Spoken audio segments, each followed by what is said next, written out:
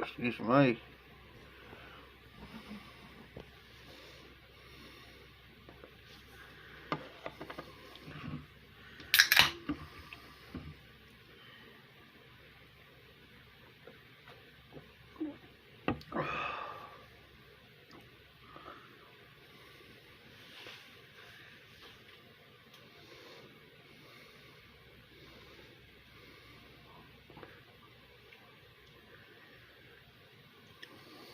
What a day.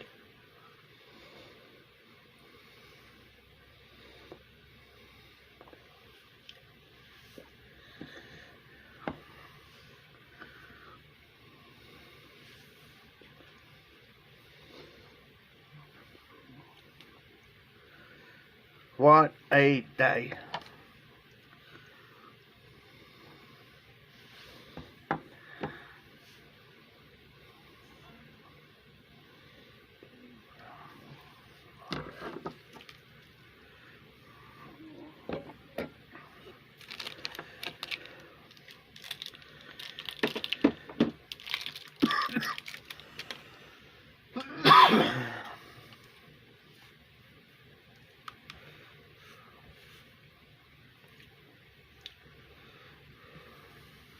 RD, what's up?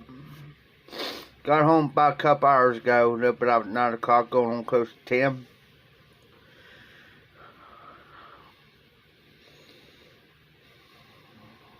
Alright. Working on the storage, this guy's storage bin, man. For Saturday night auction stuff, man. Crazy. He's got two of them. The one's full of stuff he wants to take to the auction house. The other one he wants to pull it, bring it over to the other one, because he's moving. The 7 Nelly Chevy 320, finished what's left at the Honda Bookshop in from earlier today.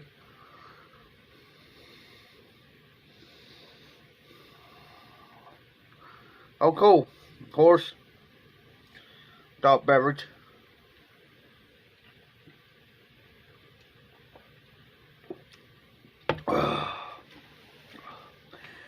Well, I drank a couple early this morning. Quit.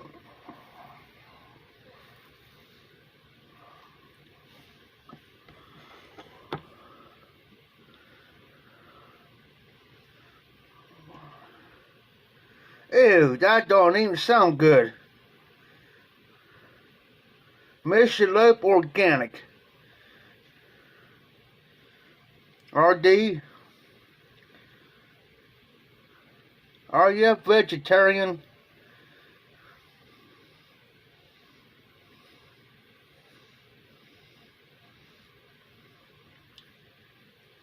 Organic.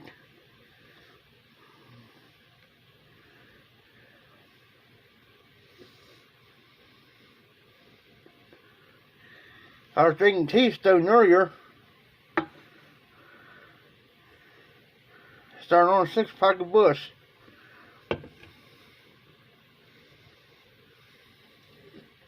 Of course, got the gray bow with the I know it looks weird. Now I finally got it on there right. With the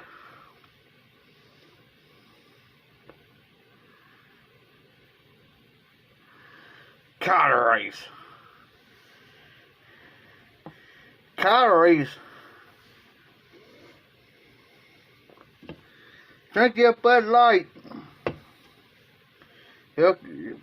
Hey, RD, that's like me saying, well, I'm drinking the Bud Light to cut on my back on my calories. Yeah.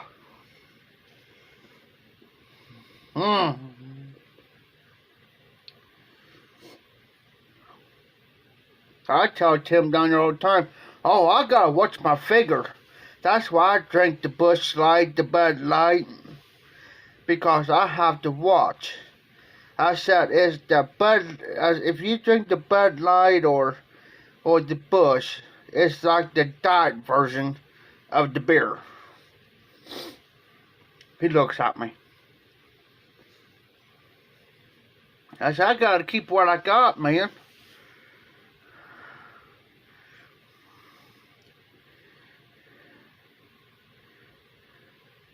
RD can't justify it.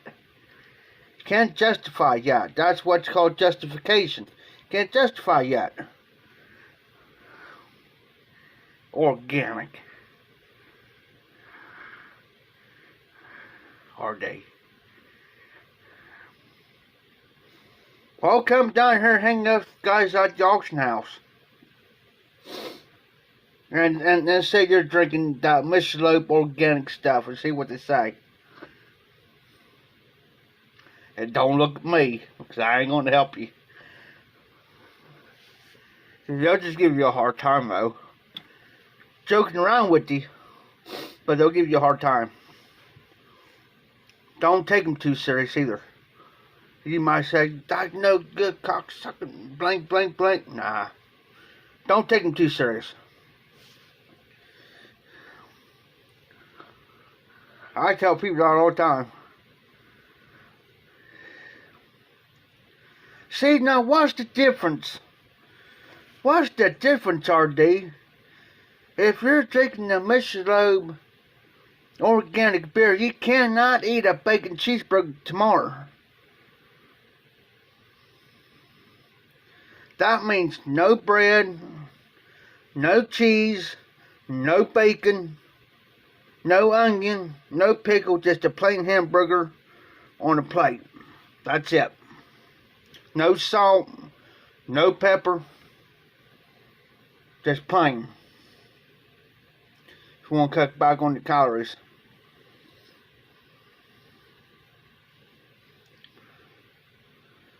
No, we ain't backing out yet. Oh no, RD. It's too late to back out now. Oh no. Just like tonight, I worked with the guy tonight. Paid me my money. Went and got something to eat. Because up here you get a deal. If you buy a regular double quarter pounder of cheese, you get one for a penny. So I got one fries in the pop. He got one with a unsweetened tea. I ate 2 double quarter pounds of cheese tonight. Because I gotta watch my figures. I gotta watch my calories.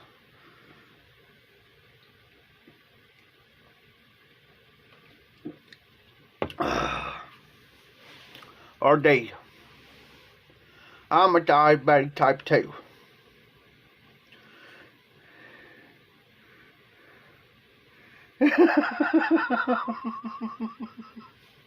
RD. I'm a diabetic type 2. Type 2.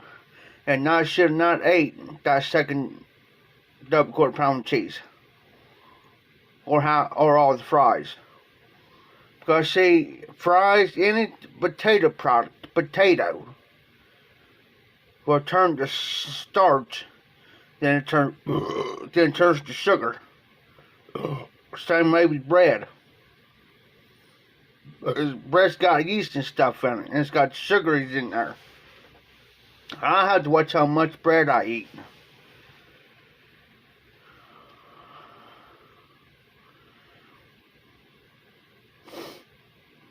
This here, as long as I get the light, I could drink it all day. I'm good. But if I get the regular, like the regular Bush or Budweiser or whatever, I have to watch. If I drink too many of those, it messes me up. Not drunk wise, but it messes me up. But Bush Light, Bud Light, stuff like that, all day long. All day. Now you figure that out.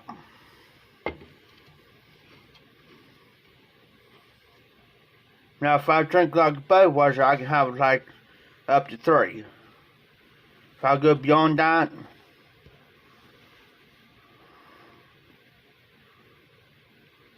I might as well forget it.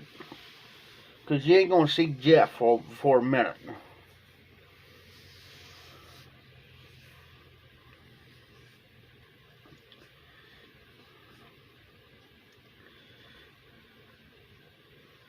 If you want to cut back on your calories, whatever, RD. Gotta cut the cheese out, the bread out. That means you can't have a medium rare steak with A1 sauce. You can't use it. If you do use it, you gotta use a teaspoon of it. Teaspoon, not no tablespoon, teaspoon. Now, if A1 sauce to fill the inside of that teaspoon, then you can put it on your steak and spread it out that way. That's it.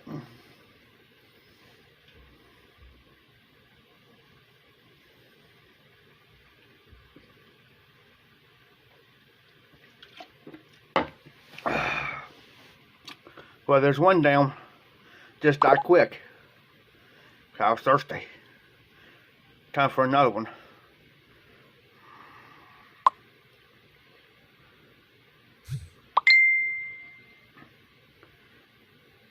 Sacrilegious? What are you talking about being sacrilegious?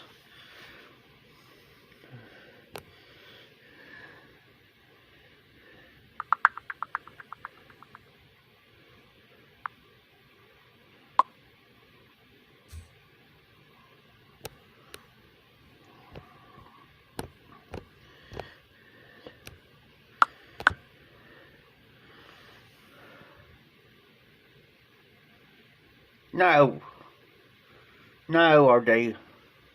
Remember, you're watching the calories and watching your figure. No, RD. You can't justify it. You got to watch your calories. You said it. You started it. You said it.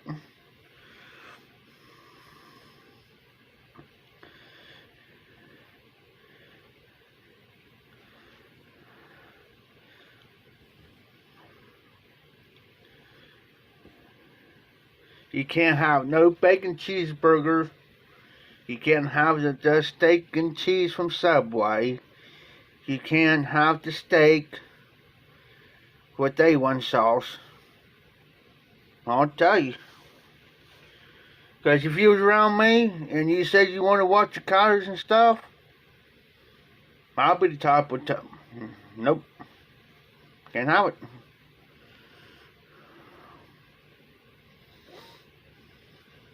Cause Tim's old lady used to get mad at me because she had to watch what she was eating, and she told me one day, so I can't eat this because I just had my gallbladder surgery. Now at that time she couldn't eat anything greasy. Well, there's a couple greasy cheeseburgers. Okay. And I went over and I snatched it. just give that back. I said, no. He said you couldn't have it. Because you just had to go out, surgery. Tim comes in, he said, Jeff, what's going on? And I said, look. And I said, you know, I said, my mom couldn't do it either. I said, when my mom had her gallbladder surgery done, she couldn't anything grease or anything like that because it went straight through.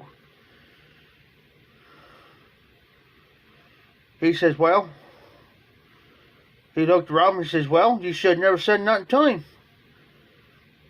I said, Tim, I ain't trying to be mean. He said, I'm just looking out. And see, he got, it's either, RD, it's either cut your calories or don't do it at all. Plain and simple. It's either or. You know, a lot of people may call me a prick, whatever, but it's either way. And I'm being serious. It's either you cut all the eggs and steak and everything else out if you want to cut your calories.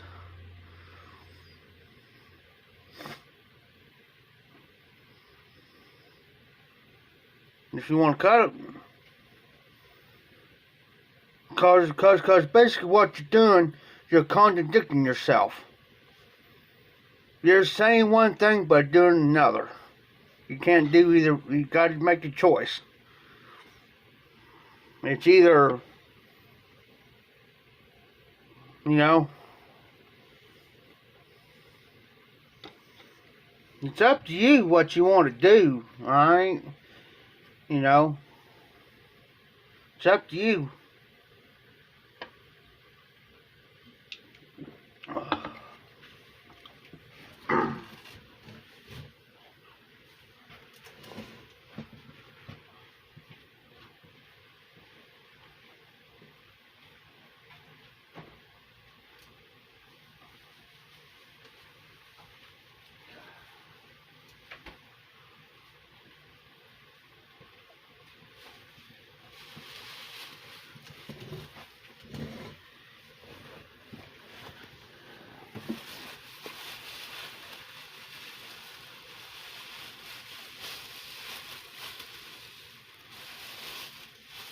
You know, RD, I used to drink raw eggs every morning before I went to school. Seriously.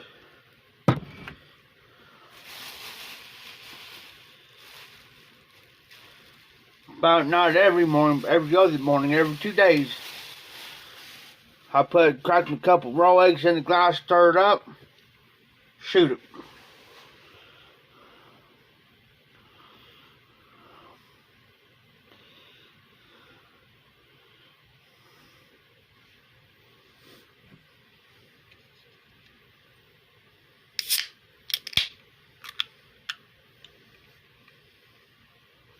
I tell you what, since you said that there, RD, take you some Fireball, pour about that much in the glass, take a beer, mix it with it, and then shoot it down.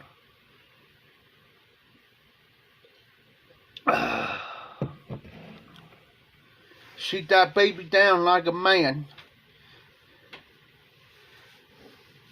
Well, if the doctor's telling you, you better listen. Because I learned the hard way.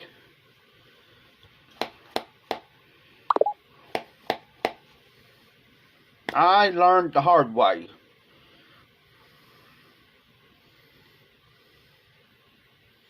Well, if that's what you want, go for it. If you want a steak and a beer for breakfast, that's on you. Because I don't do breakfast. Do you want what my breakfast is? This here and this here. That's my breakfast every morning.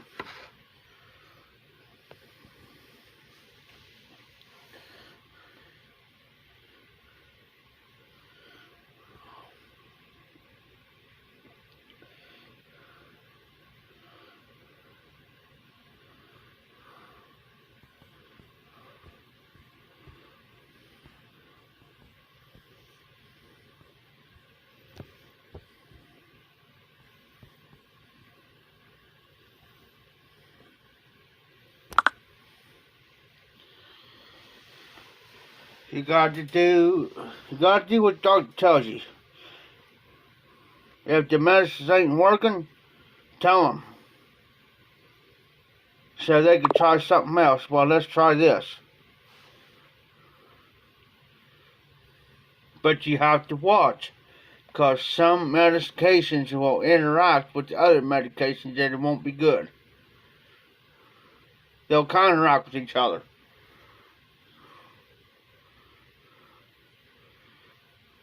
I got a chew in. That's what you need to do, RD.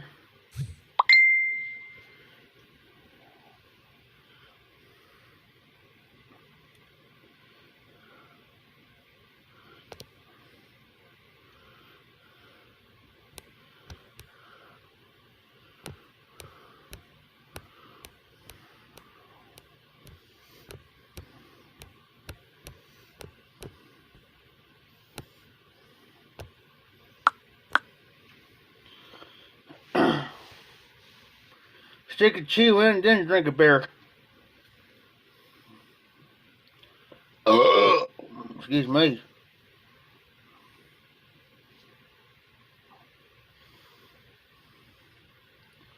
I ain't gonna be too long because I gotta be up by 9:30 in the morning. So I've gotta go finish this storage shed up before 5 o'clock. Get things straightened out at the auction house.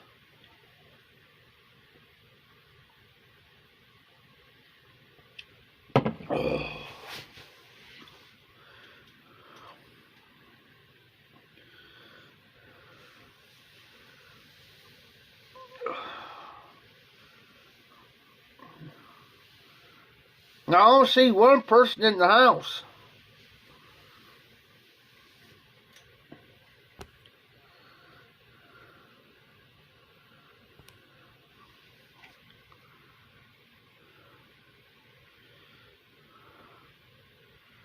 Are they?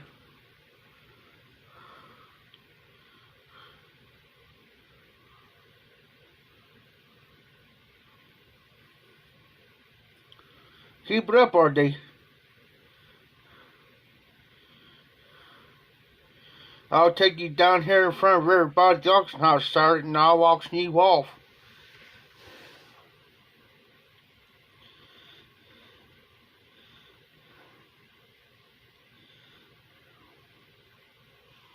I ain't joking. I'll auction you off quicker than snot. And I'll put it on my lot. And yes, I got my own personal lot down there.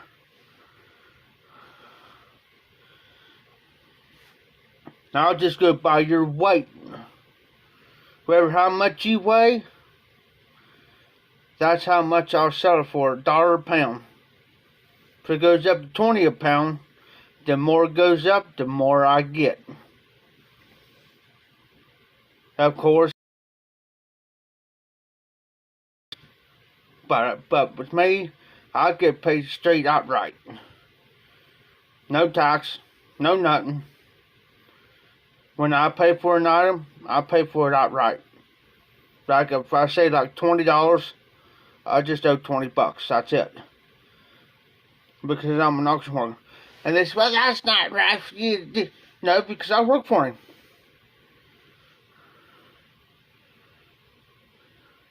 I said, he'll get taken out when he goes pay his taxes.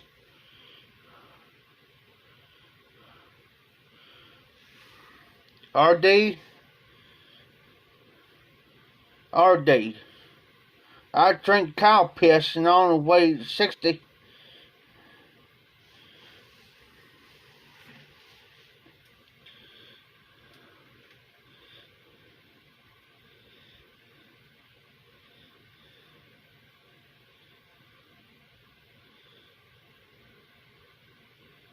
Well, take 20. If I say for $20 for 50 pounds, times that.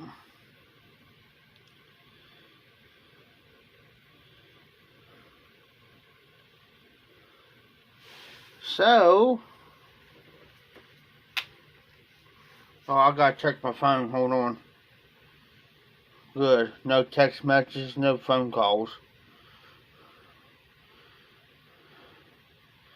Okay. Well.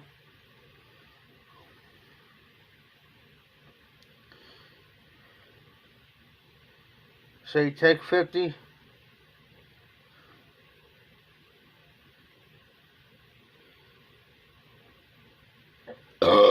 Excuse me.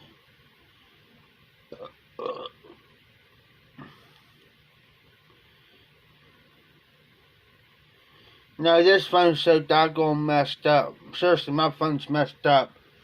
And I gotta get a hold of the company again to... Yeah, piss me off.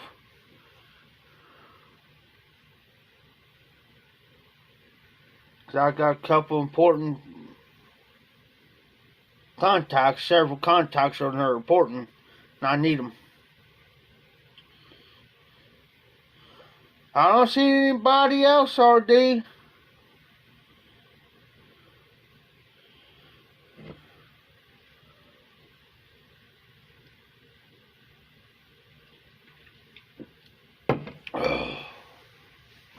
Watch this, I'll get somebody's attention. Watch. Maybe. Ow. I pulled a muscle up in here. Yeah. No, I actually pulled a muscle right in here earlier. You talk about hurt. Oh.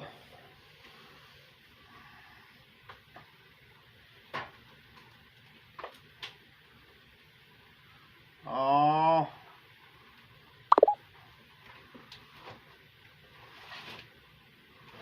There we go.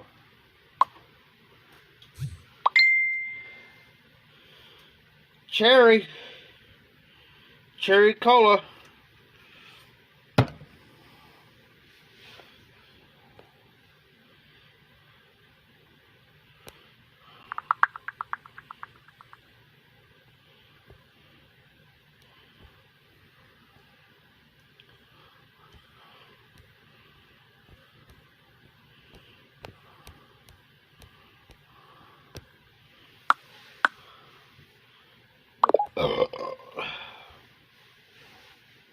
Talked to a friend of mine. She's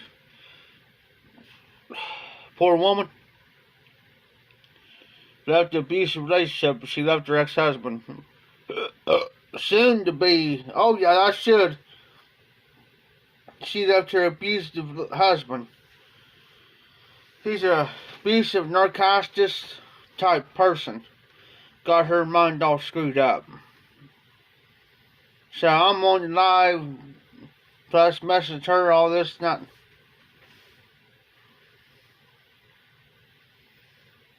I don't mind it. Just help somebody out. There's a few things scary though. I ain't going into no details, but yeah. And she don't live too far from me. So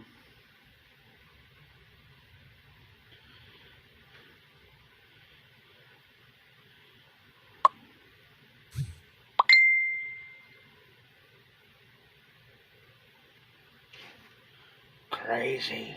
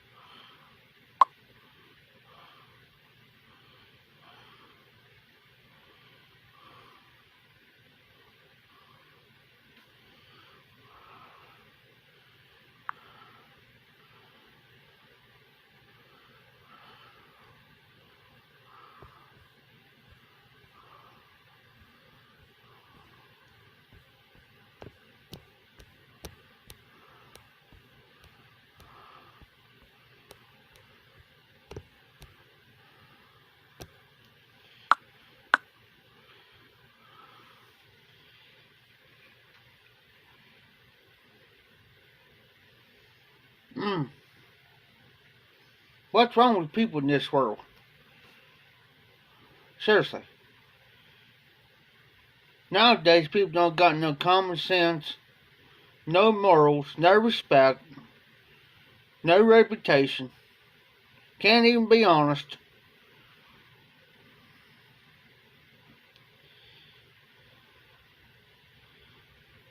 I'd rather go out there and get a female Holstein and rub her two nipples together and trust I'm going to get milk. Yeah.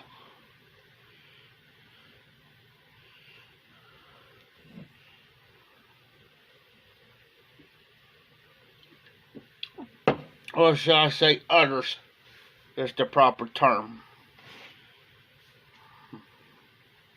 Rub two words together, and I'm still going to trust her. I'm still going to get milk.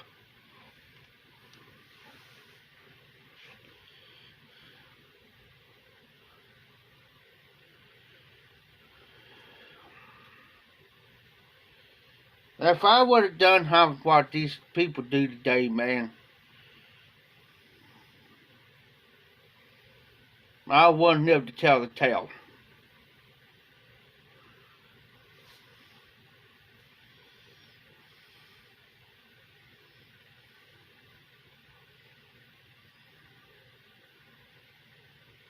Would not live to tell the tale. RD, couldn't tell you. I ain't smoking nothing. I got a chew in, RD. RD. I just stuck a chew in.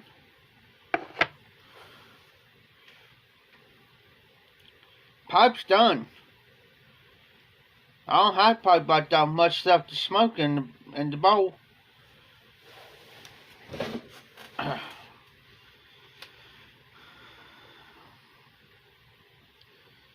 Society today with people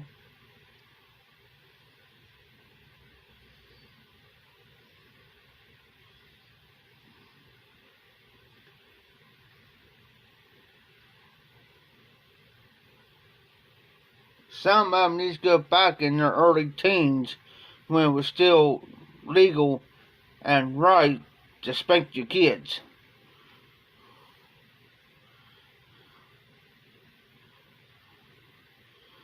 RD, I don't spit. I hide in all this time. You ever see me spit? I got one in right here. Not once you ever see me spit.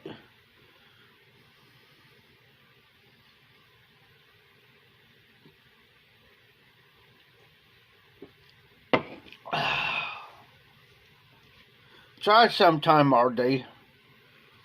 Try it sometime. And when you do, you let me know. You might go inverted.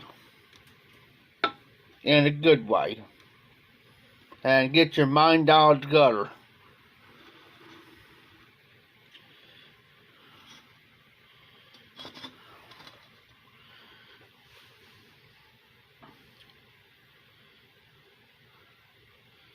RD, I just took a drink of beer. Look. Right there it is. Right there it is. Now I'm gonna show. I ain't gonna show it on camera because it'd be kind of gross to others.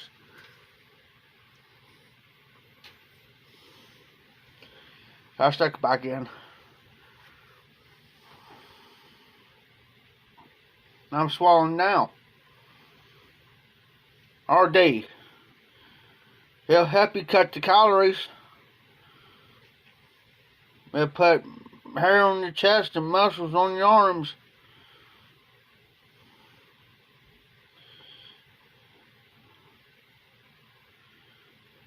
Tim hates it every time I chew. He says, Jeff, won't you quit that nasty stuff? I said, yeah, until the day you quit drinking the beer, that'll be the day I'll quit. He went, oh. That's my point. Tim, I've chewed for the last 25 years. Almost 30 years. Do you think I'm going to quit now? Oh yeah, I quit there before. Went stir crazy. It's like going without a pipe. It's like going without beer.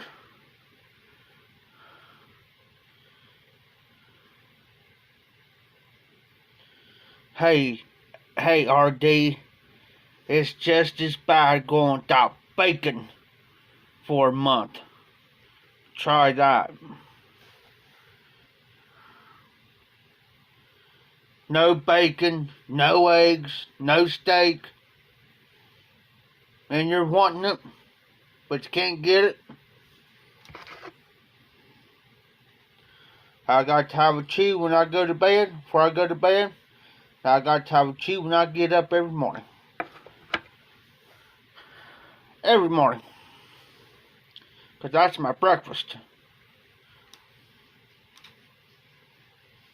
Hey, he'll put hers on your chest. Just imagine going without bacon. That's like me going without this. You know what I'm saying? That's how I am. I told the guy, yeah, if I don't get a chew every morning, if I'm out and I don't get a chew of me, I'm a grouch. He said, I can't believe you being a grouch. I looked at him. I said, you haven't been around me very long, have you? You're just seeing the good side of me.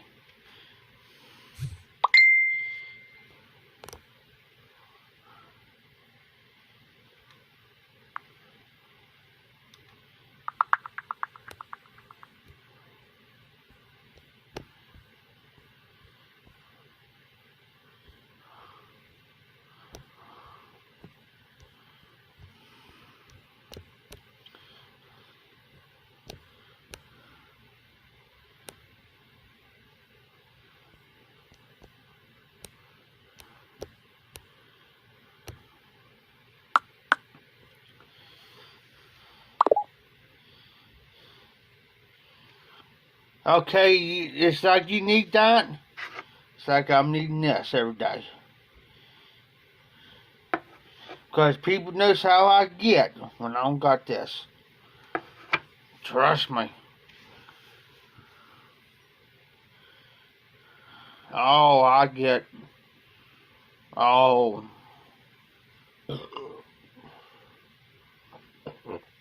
Oh. It gets all bad. And it does. And it doesn't end well. Every time I go down there to the auction house, he knows I'm in a foul mood.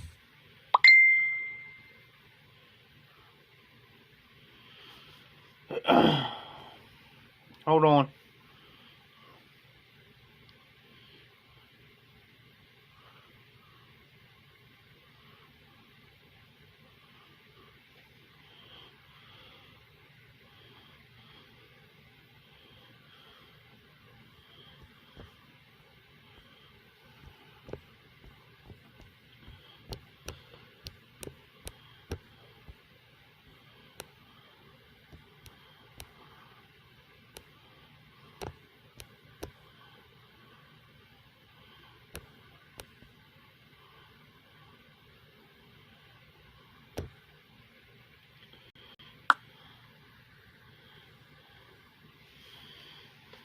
Okay, thanks, RD. I appreciate that. Let me know because, see, it's only telling me one. Like I said, right where my finger is, it's only showing me one person. Sometimes it tells me the total. Other times it only tells me one.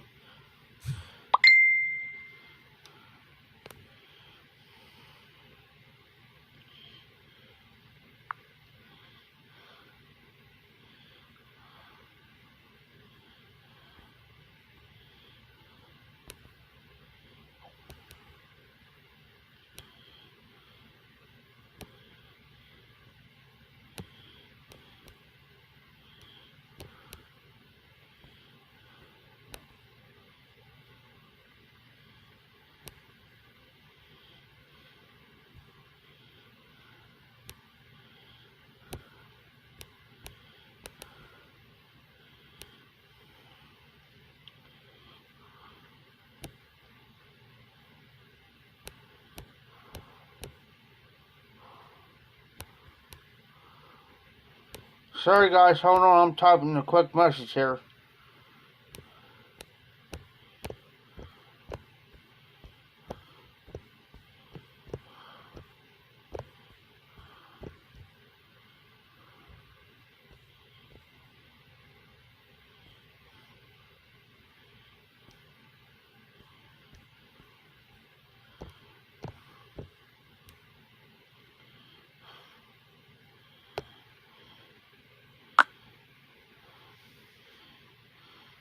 Okay, RD.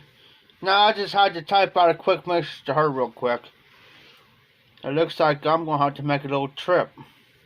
It's not that far from here. It's like I'm going to have to... Yeah, what y'all smoking? Is anybody else out there besides RD? So it looks like I'm going to have to make a little trip. Now I hate to do it, but I'm going to have to. I'm going to have to go down here and tell Tim, I got to go take care of the situation. He said, well, what's going on? I fill him in, so he knows. And he's always got my back, so I don't got nothing to worry about. He's got me.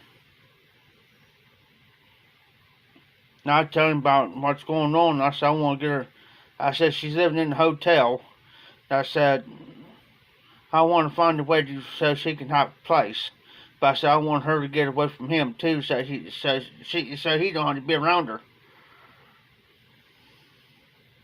And watch Tim jump on it. Watch. But I ain't gonna say nothing till around about Sunday. Yeah.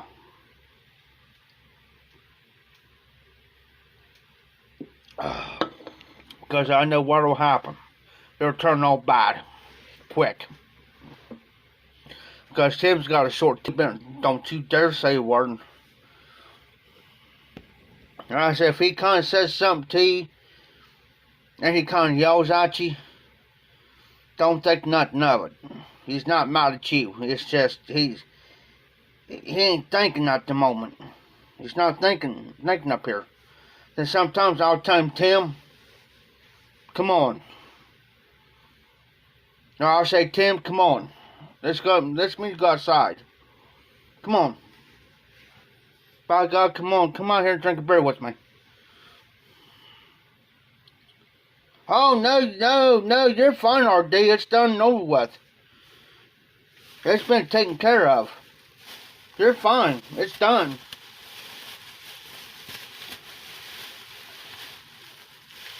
You're fine. I ain't gonna stop my life because of her.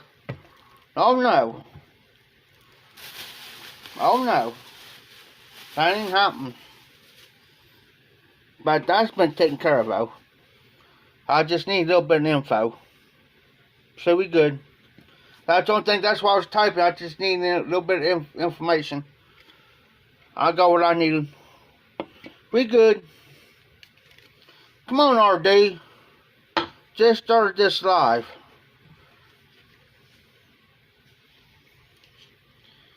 Uh-oh. I don't got the trash can. It's over on the table. Excuse me. I got a trash can over there. I got the lid over here.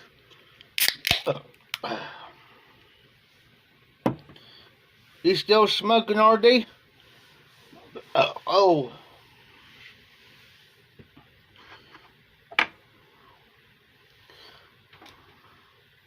I could do 4 or 5 things at one time, RD. I'm coordinated.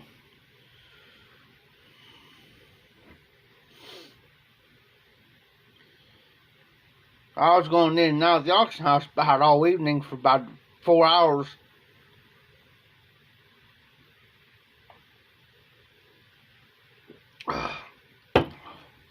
By God, RD, we're going to sit here until I drink my last beer.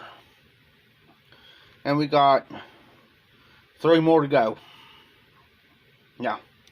Can you handle out that long?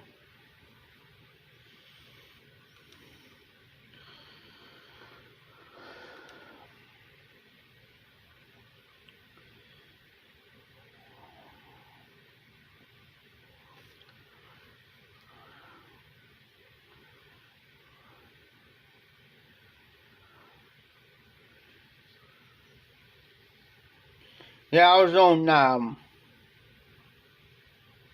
Phil Ferris Live earlier. I listen most of the time and watch the comments. I do that sometimes. To sit back and just listen.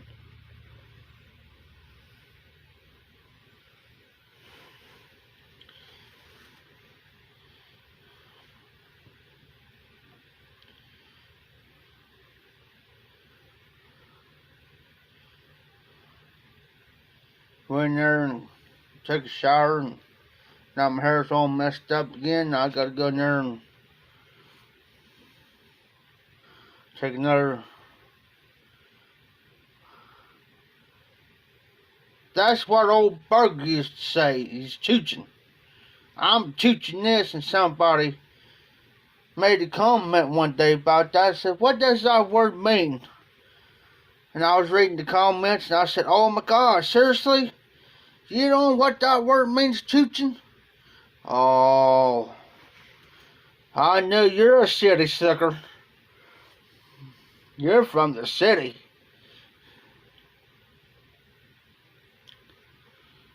Good night.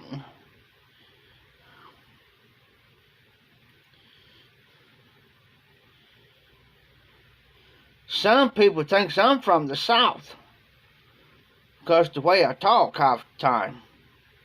I ain't from the South. I'm from Southwest Ohio. It's pronounced Ohio, but we call it Ohio around here. Yeah. It's out almost, because we're almost to Kentucky.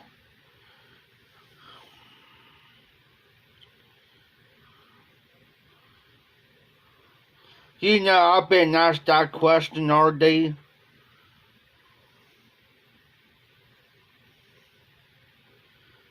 Because I got asked that out here one day. They said, Jeff, are you a Japanese descendant? No, why? Because your eyes are kind of slanted. I said, by God, I'm a full-blooded American. That's what I tell them, and which I am. A lot of people think I'm got some kind of foreign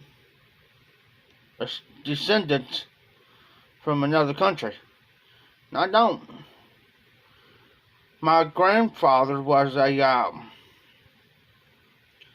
German Scottish, because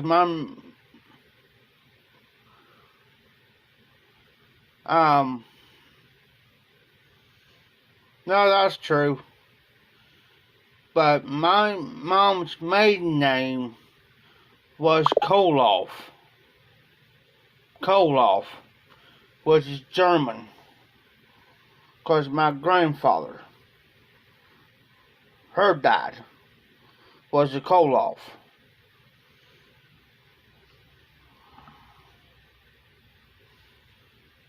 So I might have some little bit of German in me.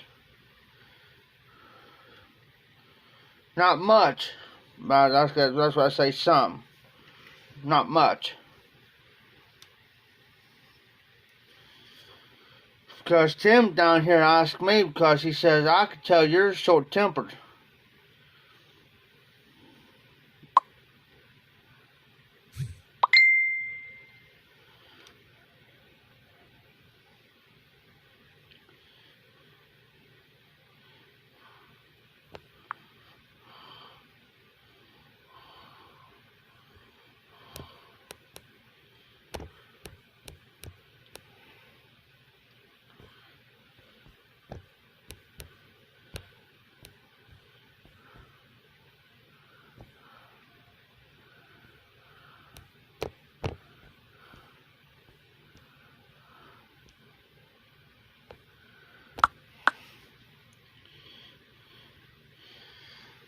It all depends. Yeah, if you're an illegal. If you're an illegal. That's as far as I'm going with that. Because I don't like getting in that type of conversation.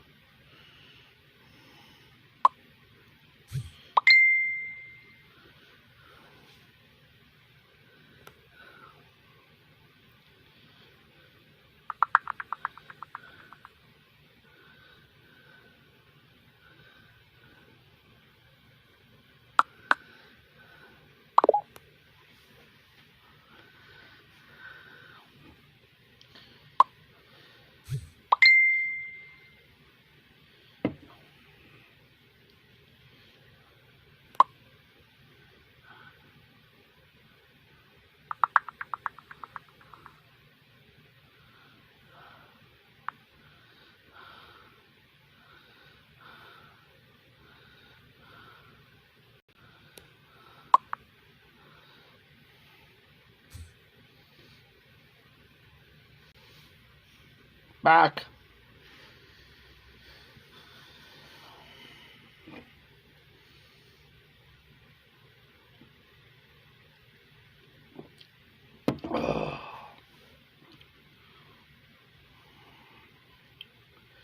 I'll be right back, RD.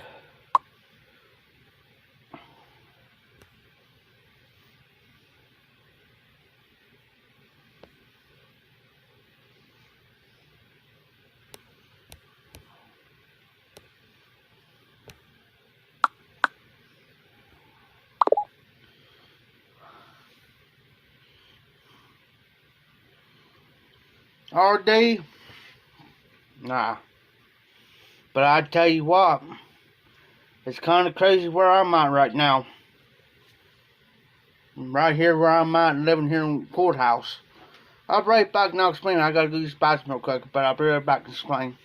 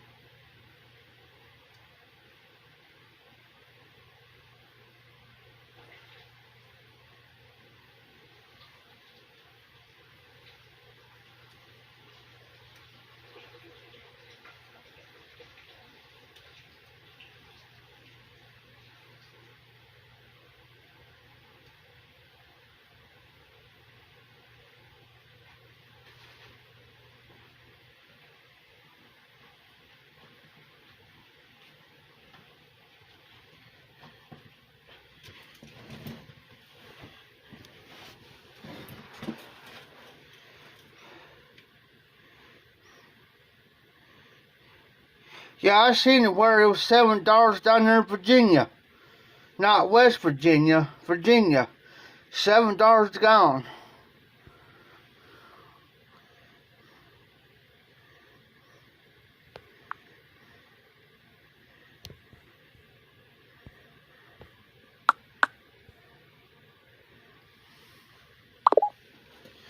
Yeah, thanks to your current presidents in the office. And you really don't want me to say what I think about him either. So I might get a strike.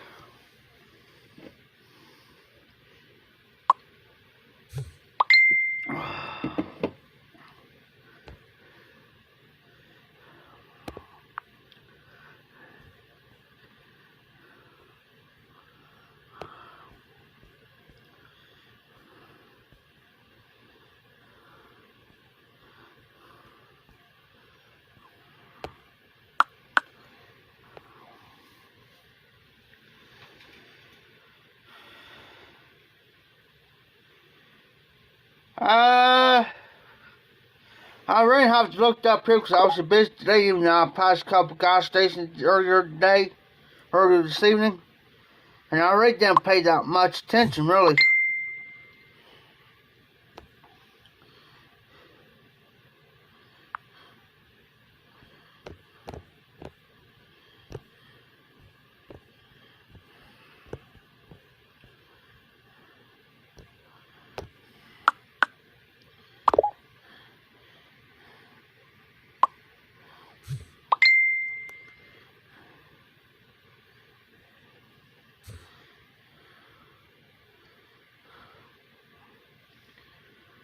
So I'll check tomorrow, and then what I'll do is I'll put it in my phone so I can remember it. Well, I'll be blessed my cop picket heart and look who shows up. Cyrus. Thanks, Cyrus. Oh, we're still going. You're just in time. I got 3 more left. And it's going to be a crazy Saturday. So guys, if I come home and I got my hat turned cockeyed like this, you know what's up. And I get on live.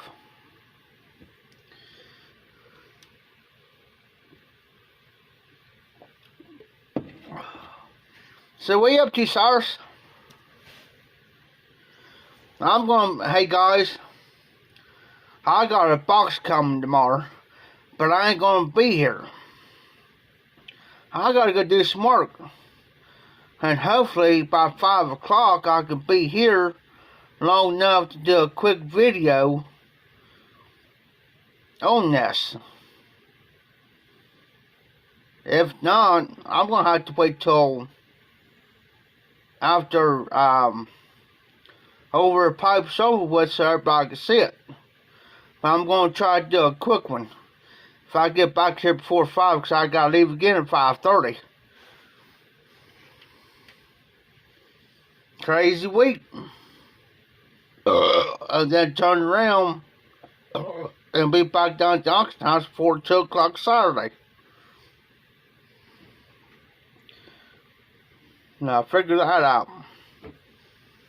And then it's going to be its own.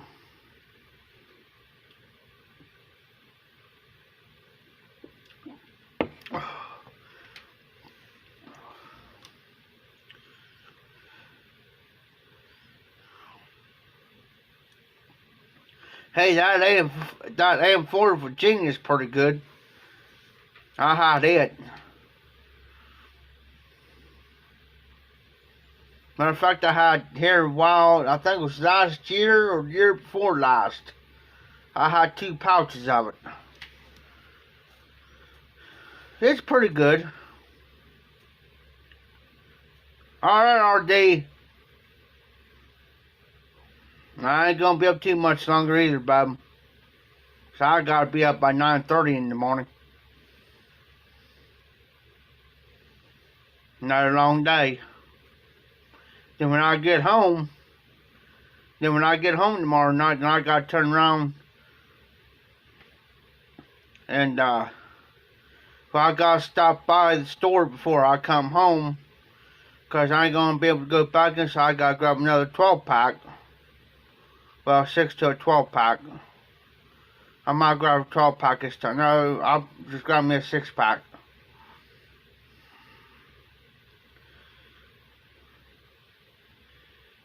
So what you been into today, Cyrus? Not much. Had to leave earlier this evening. Decided to go do about 4.5, 5 hours with work.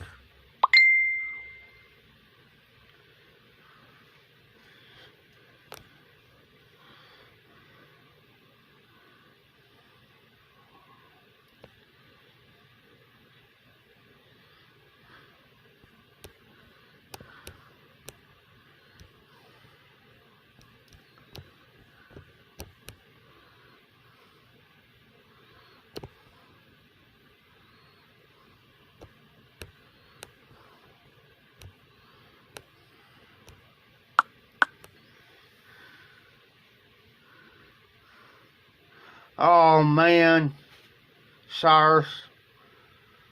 Man, I feel you, bub. I really do. I know how you feel. I've been through it. Just been through it here back in September. So I know how you feel.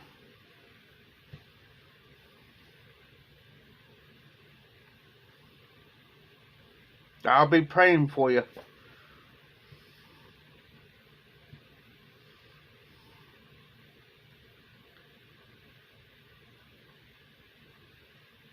If you remember that picture that I showed here the other night, I don't know if you was on or not, but I showed a picture of my sister.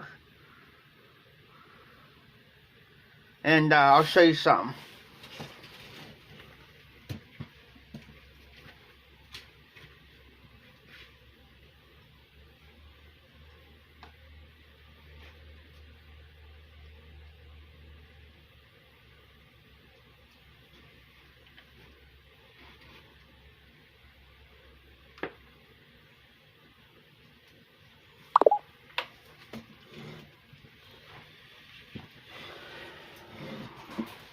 And this was a shock. A family member paid for my sister's funeral. She was going to be cremated. $2,300.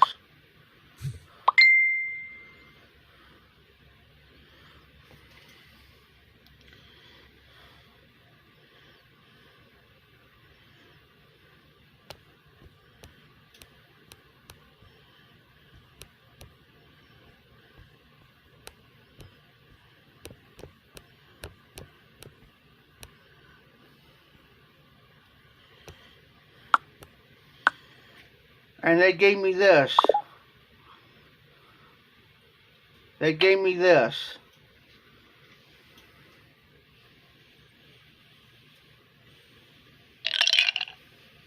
Okay?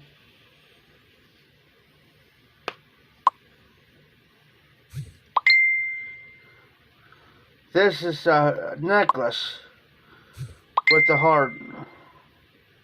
It's got my sister's ashes in it.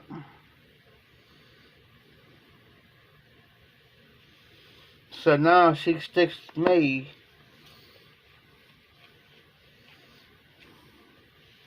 every day.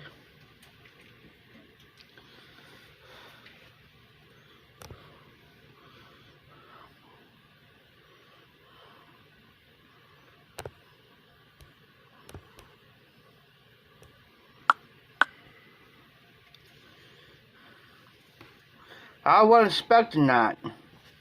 I wasn't. And it's actually necklace I could wear, but I don't wear it because I'm afraid. Well, I'm afraid of, sorry, so I'm afraid that I'll break and I'll lose it. So it stays in this. And it says Everlasting Memorial.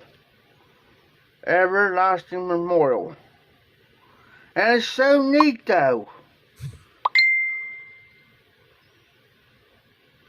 Because there's a little flathead screw right there. And they just put the person's ashes in that. That's just so neat though, how they do that. So this stays inside this, and it stays here at my place. So if I move,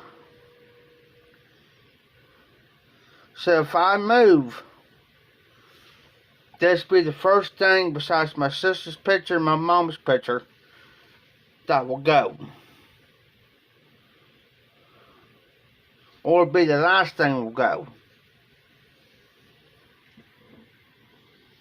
So when I get everything else out here moved, that's why when this goes, when I get in there, I can put it down on my desk, whatever, and I know where it's at without getting lost. Because if I lose that, and somebody packs that up, helps me pack it up, and I lose that, I'm going to be royalty pissed. I'm going to be hot.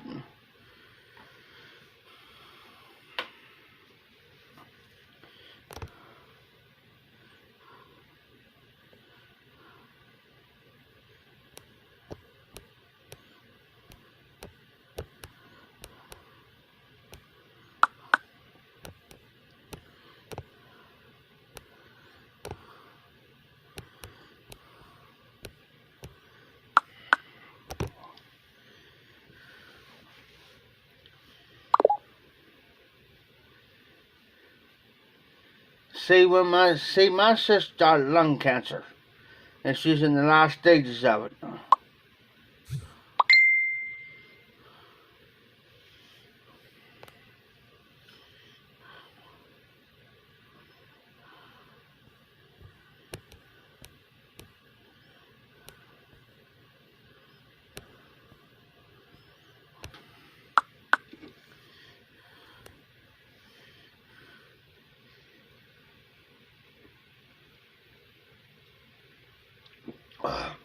And sirs, let me tell you from experience, it's okay to talk about it. Don't keep it all bottled up. Don't hold back the tears. Don't hold back, because does that make you a sissy? No. It makes you a man. That's a real man. Did it hurt when I found out when my sister died? Heck yeah. Even though we didn't hardly speak to each other face to face, we've seen each other face to face in the last 15 years. We never hardly see eye to eye. But I'll be doggone if I'm going to let somebody dog my sister. Just because we didn't get along. That didn't mean I still loved her. Yes, I love my sister to death. But she did a lot of wrong. Don't get me wrong, she did a lot of wrong. She wasn't perfect, she thought she was. Me and her was like night and day. I was the good one. She was the evil one. She would. I used to tell people, don't let her in your house. Cause it used to be she could be trusted. Not anymore. And I hate to say that. I mean, I don't like to talk about it because she's gone. But I used to tell people, man, don't let her around. Watch her like a hawk. Pretty bad she stole off me, stole off my dime. But yet I once get the blame for it. Stuff like that. Like I said, me and her was like night and day. I wouldn't even let her in the auction house. Down here. No. I don't care if she offered me $1,000 to let me use the bathroom. Well, I'm sorry, I can't. You can go down here to the bowling alley. There's a gas station down the road. There is, you can go to one of them two places to use the bathroom, but I can't let you in there. Cause I say, Terry, you can't be trusted. I can't let you do it. Yeah, is there good memories? Yeah. There's good and bad. We fought. Yes, we fought. Yeah, we always fight. But she starts it. But then puts on the no guilt trip to act like she was playing the victim. Like I started it. And my mom and dad knew that I wouldn't start it. They knew that I wouldn't start it. You know what I'm saying? My dad, one day, I was standing in the doorway while she come past me. She hits me up. I mean, hits me up beside the back of my head hard as she can hit me. Well, I didn't know who it was. So my first reaction was, my dad always taught me, if somebody comes up and hits you behind the head, your first reaction is, you turn around and just blast them. I didn't know it was her. I'll come, because I'm left-handed, I'll draw my left hand back, I'll draw my fist back without thinking, and I busted her right here. Between here and here. I hit her so hard that I thought she was gonna be knocked out.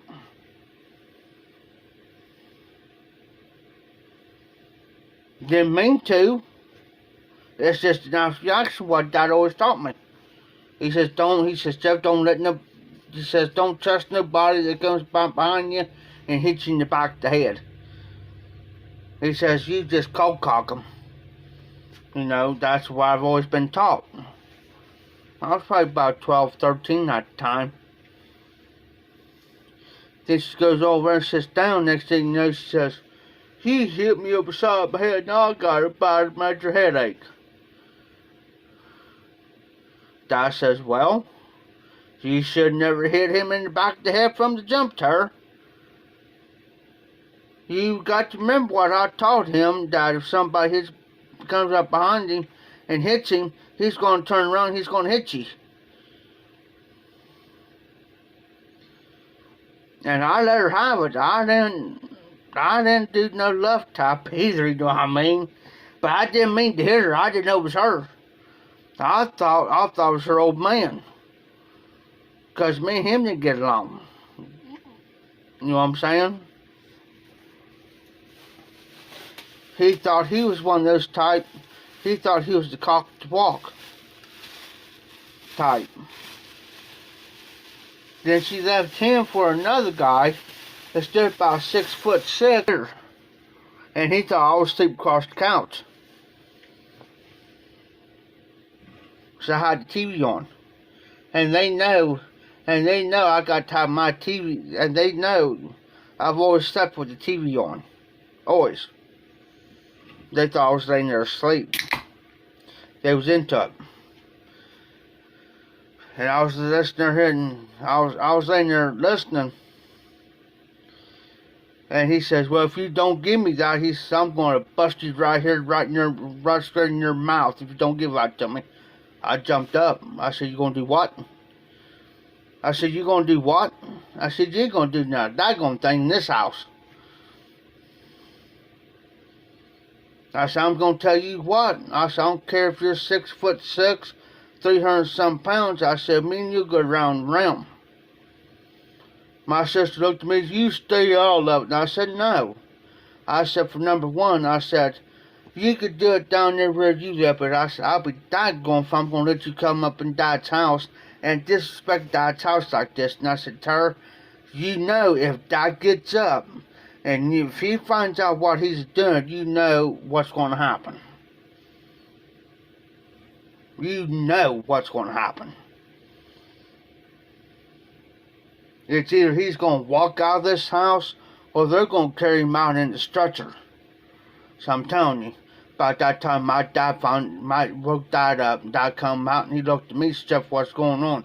I said, he threatened terror. I said, they thought I was asleep, and I said, I don't know what was going on, because see, I let them sleep in my bedroom. My 10x10 bedroom, I had everything back there. Couch, bed, AC, TV. I slept on the couch. So they don't have to sleep on the doggone floor. I had like almost a twin to a king size bed back there. Say, big enough for 2 people to sleep on. Dad says, "You said what?" And I told him again what happened. He says, "Oh, blank no." He walked in there, and he didn't want to piss my dad off. But my dad's one of the coolest guys you can be around. The coolest guy to be around. Cyrus, if I would have brought you up at my dad's house, my dad was still alive, and I took you to my dad's house, and I introduced you. Yes, "Well, Cyrus, have a seat. How you doing? How you been?" "Doing all right."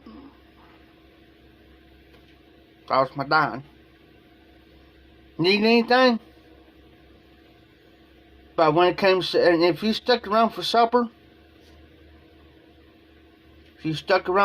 guess what? If you're going to eat, don't tell my dad no. No. You never told my dad no when it comes down to eating. Because I fix. But when they say like you're there, I always fixed extra. And I'll bring him a plate. But, even though my dad's plate sitting there, he won't touch his food until you got a plate in your hands. And I better have a plate. Because if I don't, I'll get yelled at. Now, as long as you got a plate and you're eating, then he'll eat. But he knows I'll get my plate, so he'll go ahead and eat because he knows I'm going to go ahead and get mine. So he knows. But just don't piss him off. Good night. I won't even be around him when he got mine. Now, if he's mine, it's alright. Because I could tell by the tone of his voice. But if he's pissed and I could tell, and say like you come in and say like Gary did that to my sister, what he done, and I told Dad what happened, I'll look right straight dead at you and I say, come on, Cyrus. Come on. By God, come on, we're going to go down here and get a daggone six-pack. Me and you're going to sit out back, drink for you. It ain't nothing against you. It's nothing against you. Or me. It's just you don't want to be in the midst of crossfire. Trust me. Don't want to be in the middle of crossfire. No, he got told. And luckily he walked out of the house.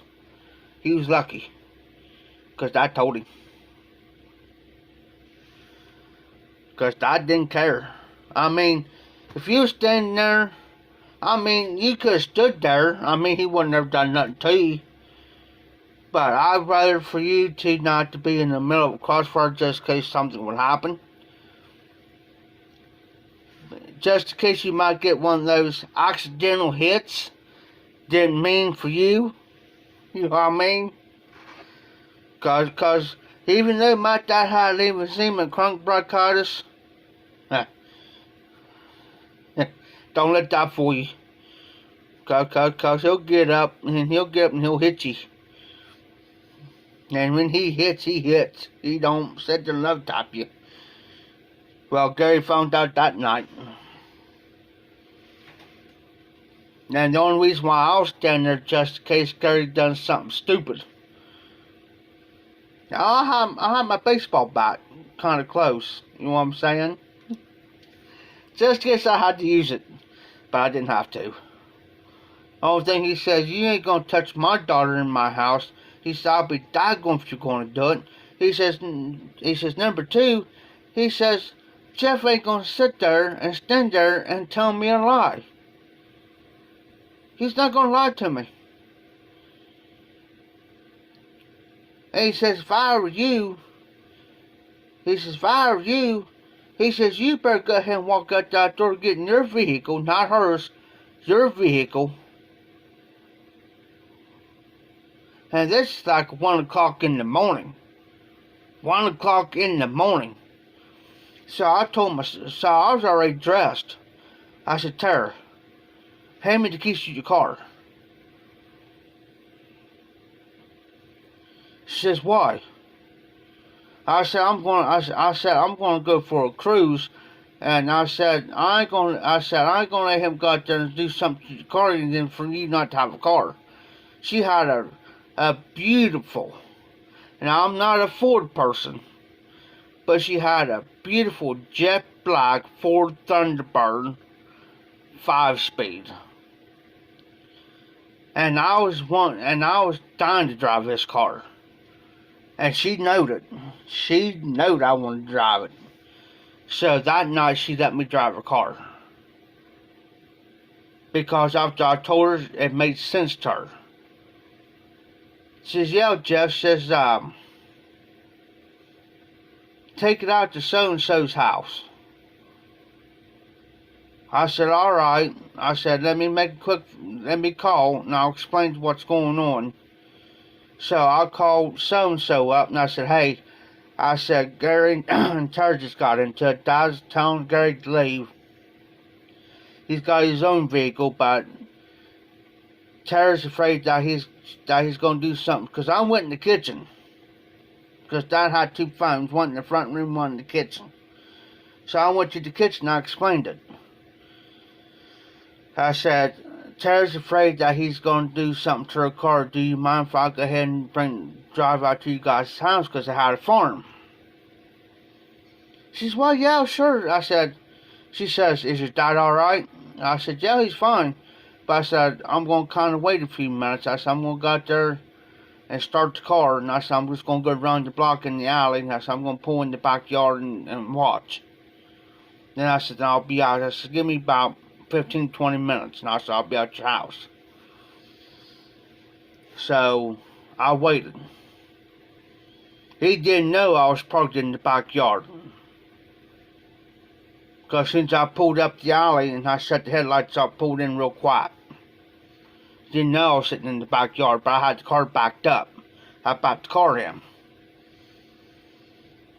So, kind of waited. He went down the opposite direction from the direction that I went. Because he don't know Greenfield that well. So I walked in, I walked to the back door because I had the key to the front and the back door. I walked in and I said, Dad, it's just me. I had to let him know because he didn't know he was coming through the back door. I said, Dad, it's just me. I said, I'm going to head on out. I said, is that front? I said, lock up front door, I'll lock the back. I said, as soon as I get out to so-and-so's house, I said, I'll call here. So and once Dad got up, he couldn't go back to sleep. So I went out to the house, out to the farm, friend's farm, that we've been in the family for years. So I said, hey, I said, can I call? I said, I told Dad that as soon as I got here, I said, I'll call in and let him know I'm made out here all right. He said, well, yeah. She says, here's the phone. So I called. And they knew who was calling. Well, my sister picked up, and I said, Tara. I said, is Dad close to the couch? She says, yeah. I said, let me talk to him. So I said, Dad, I said, I'm out here. I said, everything's all right. I made just fine, no worries. I said, I was watching, make sure he didn't follow, or whatever. And Dad says, Jeff, he says, you stay out there for the next half an hour to 45 minutes before you drive in. He says, if you happen to come back in, and he says, have them follow you back here to the house. I said, okay. So I got off the phone and I looked at her and I said, and her husband was up too because he came in and see what was going on because they know, and he know that I wouldn't show up unless there's a problem. He comes in, he looks at me and he says, deep voice, he says, Jeff, he says, what's going on? So I explained it to him. What happened? And the first thing come out of his mouth was, is Dad alright? I said, yeah, that's fine. I said, I just got done talking to him.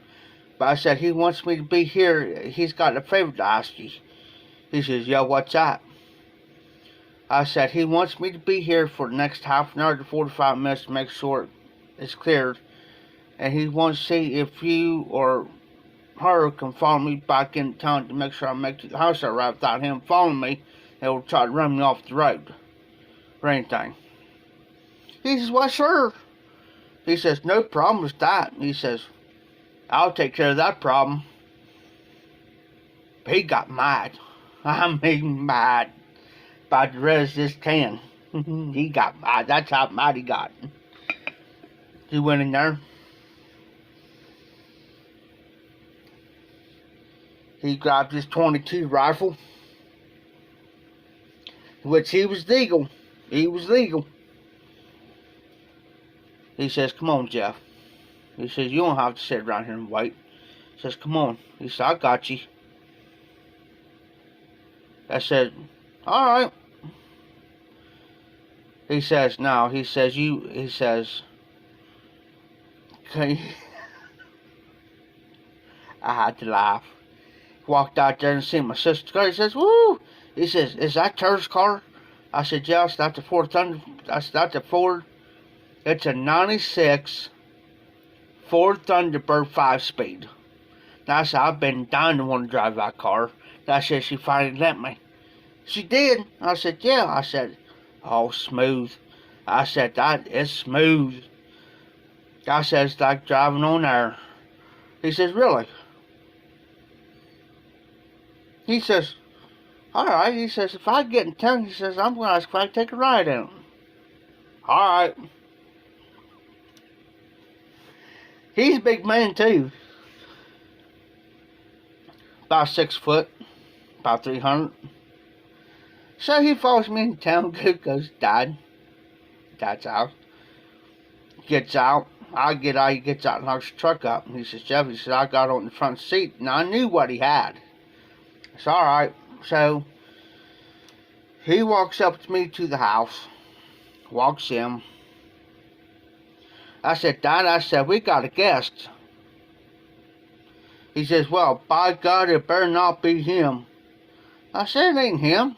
I said, look who it is. He says, oh, Mr. Beatty. How you doing? I was grinning from ear to ear. He says, hey. He says, come on in here and sit down. So he came in. He says, sit down. He sat down. Looked at my dad and he says, how you doing, Mr. Howland? I gave him my look. He says, you know better not to call me Mr. Howland. That's what they... Star looks at him. He says, oh. He says, so sorry. He says, Colonel, he says, how you doing? He says, doing all right, Mr. Beatty. George looked at my, his name is George. George looked at my sister. He says, yeah, he says, I've been told he threatened you. He says, I ain't going to have as long as I'm sitting here. And he says, number two, he says, how dare him come in your dad's house and disrespect your dad like that, and your dad's been good to you and good to him, and for him to do something like that, he says, let him show back up. And he says, let me tell you something, Tara, he will not be dealing with your dad, he's going to be dealing with me. And boy, he meant it too. And he meant it. Mr. Beatty meant it. When it came down to my dad, look out. Especially with him. He says, oh, by the way, Tara, he says, I found out that that's a 96 Ford Thunderbird 5-speed. He says, do you mind if I take a ride in that car? Tara says, well, yeah. It's out there. He looks at me, and I was sitting like across from him. He looks at me, he says, come on, Jeff. I'm looking around and I said, who said I was driving? I didn't say I was driving. He says, just come on. Yes, sir. I know not to back talking. I know better because I'll get my head knocked off. That's alright. Come on. We went out there. We cruised for about half hour. 45 minutes. He said, Jeff, and we had a gas station that was open up 24/7. Well, it was actually a store that was open up 24/7. He says, Jeff, pull in here. And he says, how much gas you got? I said, well, it's below half. He said, alright. He says, pull in here. And he says, I'll take care of this problem. Alright. Didn't argue. Didn't say a word. Pulled in, he says, fill it up. Said, what? He says, fill it up. I said, you know Margene ain't gonna like us. Oh, she ain't gonna say nothing. Alright.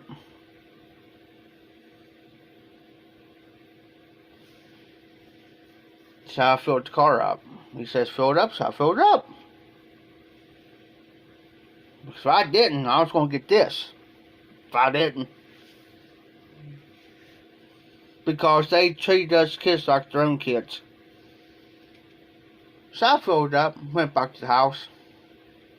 Wasn't even I was out there talking to him. It was a cool, nice night anyway. It was nice to be outside. More so, I said, George, I'll be right back. I'm going to let Dad, and we're back. He said, all right. So I went in the house and I started her back and I said, by the way, sir, here's the keys. And I said, what you need to do, I said, you need to go out there and give him a hug and tell him thank you. She says, why? I said, he filled your car up full of gas. Filled it completely up full of gas for you. To make sure you have enough plenty of gas just in case. That's why you can make it back down home, plus just in case you need something happen. I said, you need to go out there and thank him and give him a hug for that. So she did. Went back in the house, wasn't even 5 minutes, man. I was out there talking to him. And he pulled his tailgate down on his truck. And we were sitting on the tailgate, just sitting there talking like we're talking. It wasn't even 5 minutes. I said, uh-oh.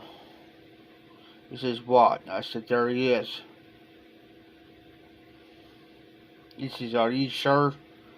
He looks at me and he says, Jeff, he says, are you sure that's him? I said, that's him. I said, he's coming back.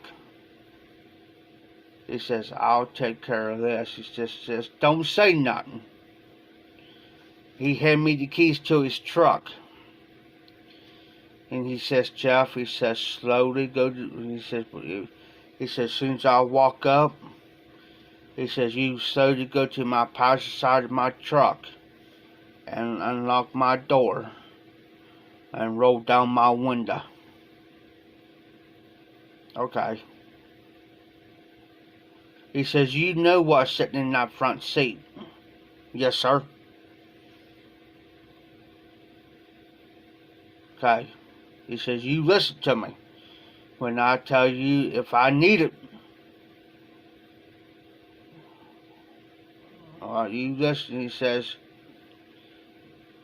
the only thing I'm going to say, Jeff, once you grab that thing off the front seat, you grab that gun. Yes, sir. I did exactly what he told me to do. And he knows I'm not afraid to shoot guns off either. Because I've been out to their house shooting guns off before. He's a sharpshooter. Sharpshooter. He taught me how to do it. I ain't that good. Good as he is. No way. I can't do it. Now, if it's like a beer can, something, yes, but if it's something looks like a little piss amp, I can't do it. Now, if it's a beer can or something, yeah. I didn't have to pull that gun out. He went off on him. And I thought for sure there for a minute he was going to stunt him out of that vehicle. Like, no, here we go. Didn't take him long to freaking leave. And just by luck I moved when I did. Because if I didn't, I would have got hit.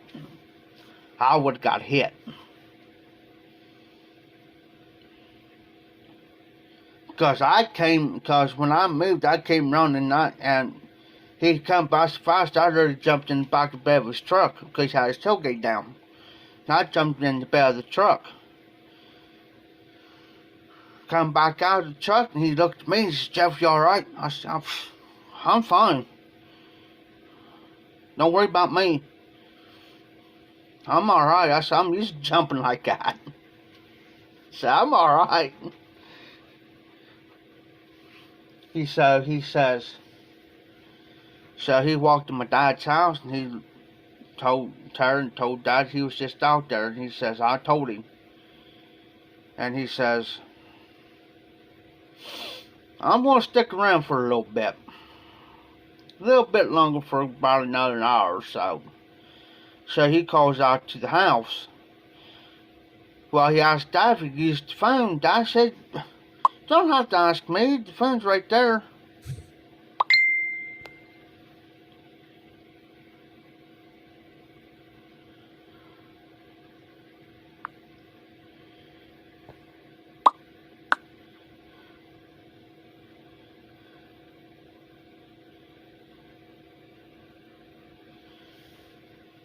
But Dad says, well, you don't have to ask me to use that phone. You can use that phone any given time you need to use that phone.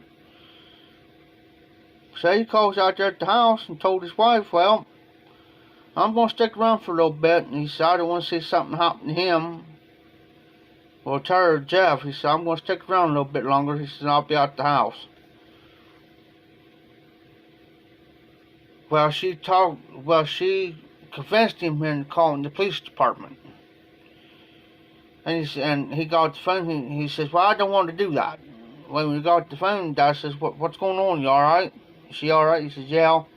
She wanted me to call the police department, and I told her I really don't want to get the police involved or have them come down here. But if it comes down to it, and he turned and looked at my sister, and he says, you're going to have to get away from him. We're going to get away from him. He says, you're going to end up dead. He's going to hurt you so bad that you're going to end up dead. And nobody there to help you.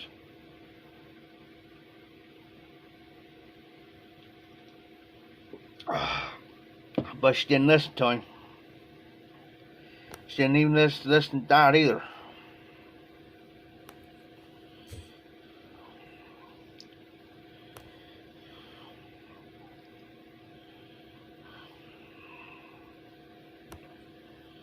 Sorry, she's still on. But see, that's the thing. That's how, and see, my sister would agitate too. She's just guilty. But she could play this little mind game with you.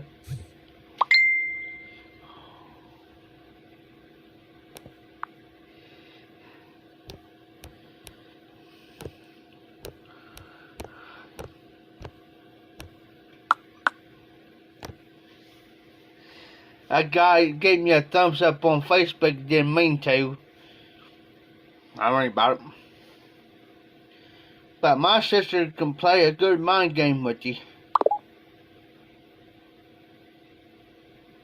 Doesn't bother me. But she knew, but she knew not to do it to me.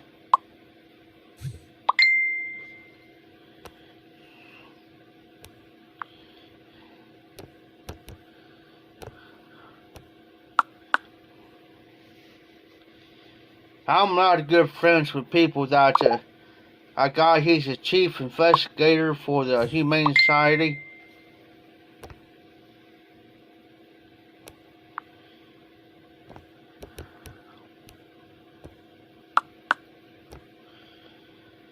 And also the Fenton County Sheriff up here. I'm good friends with him and his wife. He's now the president of the National Sheriff's Association for every sheriff across the United States. He's the president of it now.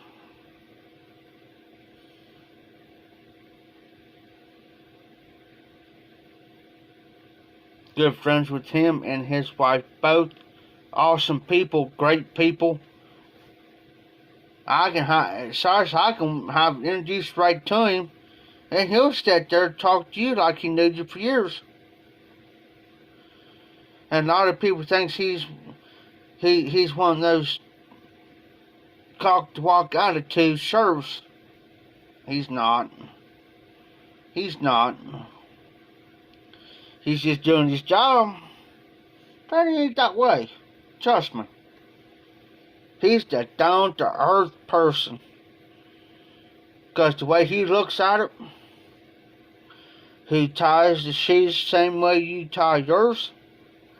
He puts his pants on the same way you put yours on. He goes to the bathroom the same way you go to the bathroom. That's him. Humble. One of the most sweetest guys you ever want to meet. But if you get in trouble, he's got to do his job of getting you. Friends or no friends, you know what I'm saying? He hates to do it. He hates to do it. But he's got to do his job. Yeah.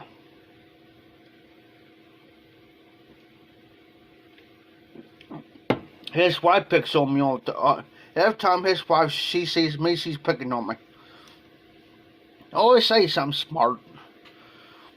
Then I had to fire back at her. She's just a little thing. I say she's probably about 5'2.5", maybe 5'3", maybe 5'4", maybe. If that. If that. I stand up against the next turn and I looked down and I said, "You keep it up, short shot. Keep it up. I'm telling you, I'll say something to Vernon. I'm telling you." And Vernon be standing right there, and I said, "I'm going to tell Vernon on you." He'll turn around and look. So, "What'd you say, Jeff?" I tell him. He'll be over just laughing about it.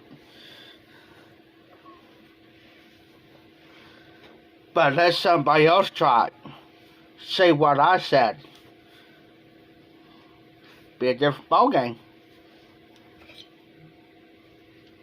Because I know how to say it to where, not to be mean or rude or sarcastic or something like that, you know what I mean?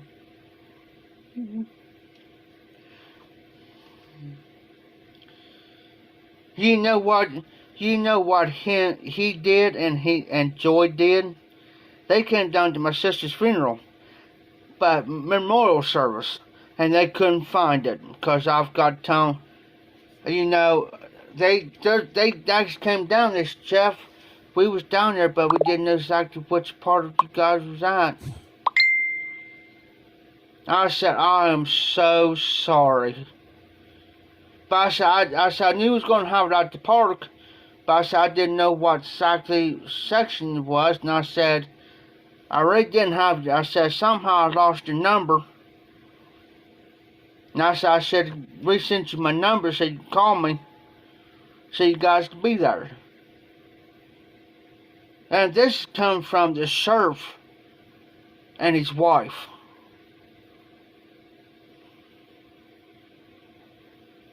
Now, how cool is that? How many sheriffs and their wives will come to somebody like me, come to your memorial service or funeral service for your loved one? Not many.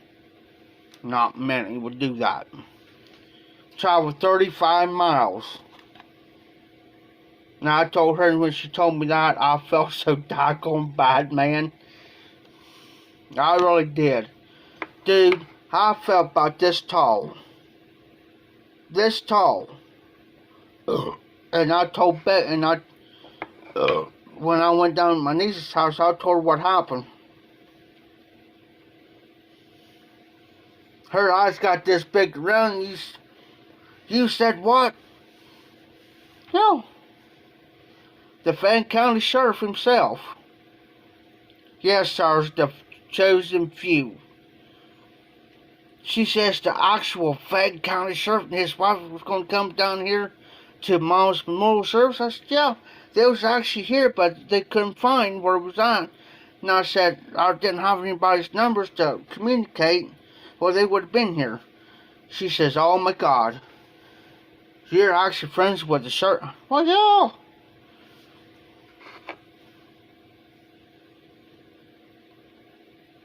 Well, yeah. And I said, "Let me tell you, if you was around them, they are the most sweetest people that you ever want to meet. The sweetest people."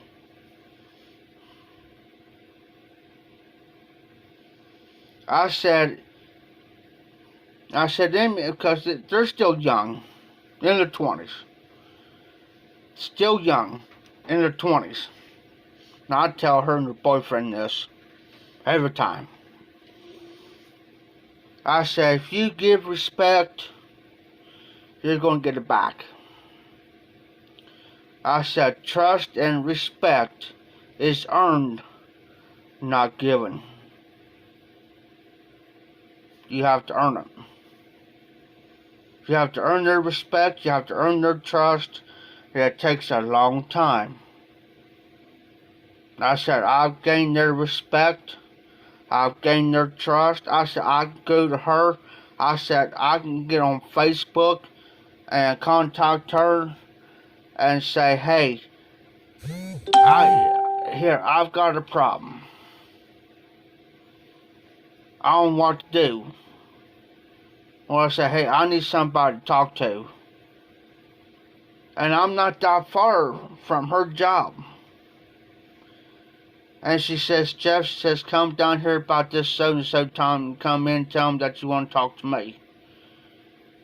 If they say anything, you tell them to get a hold of me. And tell them your name. Yes, ma'am. Yes, ma'am. But I've talked to her many times on Facebook. I can contact her tomorrow and say, hey, I'm having an issue. Are you busy? See, by chance I come down and talk to you. I said, if you just give me about at least 5-10 minutes of your time, that's the only thing I ask. And she said, what, y'all? Get down here. Even though she's busy. Oh, yeah. Because she knows what I've been through. And the things I've been through and everything, so, yeah. I can go to... I'll go to Rose Avenue on Friday nights if Vern's there. If he really ain't busy back there, I'll kind of ask him. I said, and he could tell. He could tell if something's up. He could tell if something's wrong. And I'll go up to him sometimes. I said, Vern, you got a minute? He'll look. You'll say, what's up? Something bothering you? You know, I said, well, yeah. And I said, the only two people I really trust is you and your wife. You and Joy. I said, there's only two people I actually trust around here to talk to. He said, well, y'all, come on. We'll go out in the hall and we'll talk about it.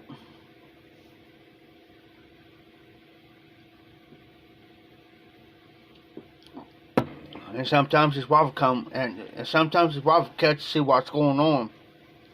She'll come out there and she'll say, Jeff, what's going on? She says, I know if something you say, she said, I know if you talk to Vern about something out here, I know something's up. I know something's up. Because she says, you don't hardly say anything. And I don't. And I won't. But if it's bothering me too bad, then I'll say something. Because she's the pastor over. I'll go on Friday nights and eat. She's the pastor, but I don't want to take her away from the service for her to enjoy the service because she's the pastor, plus she preaches over her. So I don't want to take her from the enjoyment of the service for her to come out in the hall and talk to me. You see what I'm saying? And she knows I'll tell the truth. If she'll come up to you right now and ask me about so and so, she knows I'll tell her the truth. She knows I'm not going to be around the bush about it. Why lie? Why lie?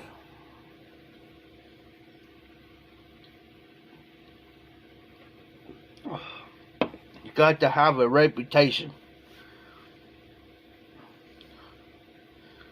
Just like tonight, I don't like to be bragged on. No, I don't. I hate it. I hate to be bragged on. This guy's like, oh man, he's a good guy. He's great. He's a hard worker. He's a workhorse. He's awesome, man. You know, he was telling Tim down here, and I'm thinking to myself, man, just shut up. And Tim knows it bothers me.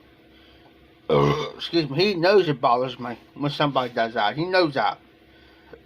So, because I was in the middle of eating, finished my second sandwich of a quarter pounder with cheese, and he was over there, and I hear him, and I stopped, and I kind of looked at Tim, and I put my head down.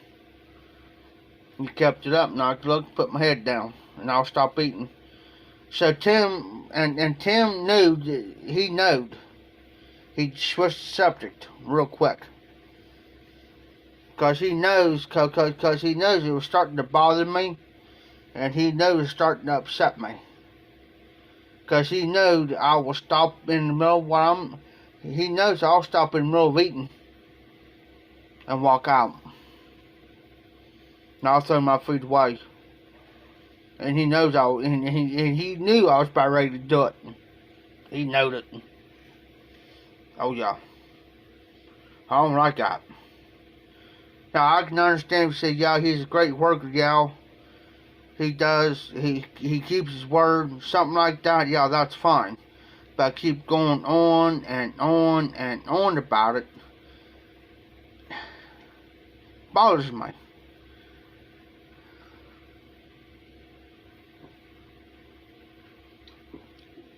It's like keep talking about the same blend over and over and over.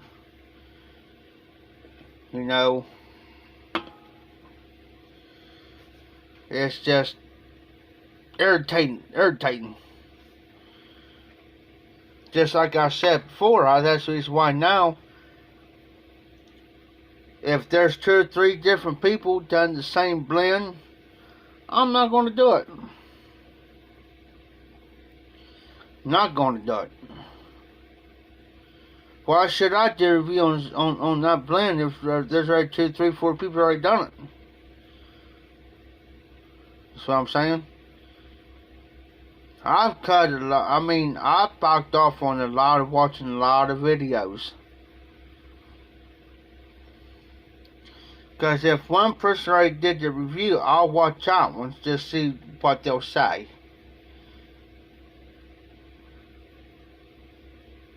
But if there's 2 or 3, 4 other people doing the same thing, I won't do it. That's the reason why somebody said they get so irritated. And now I know what they mean. I wouldn't do it either. And I'm not going to give you guys something that's already been reviewed. You know, thinking, oh, here we go again.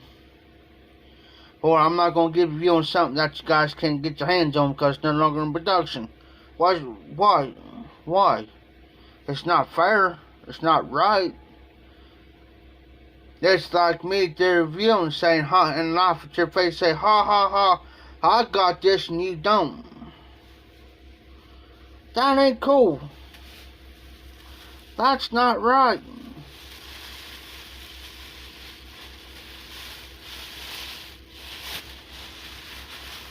If you ever watch my first impression videos, I always try maybe a week later on the following Friday, I might do that same blend again and actually give you my final thoughts on to where is it going to be in my rotation or it's going to be my occasional rotation, or would I recommend it or I won't recommend it. You see what I'm saying? Because it might change because I have to smoke 4 to 5 bowls in order to actually tell you really if it's going to be worth the price or not.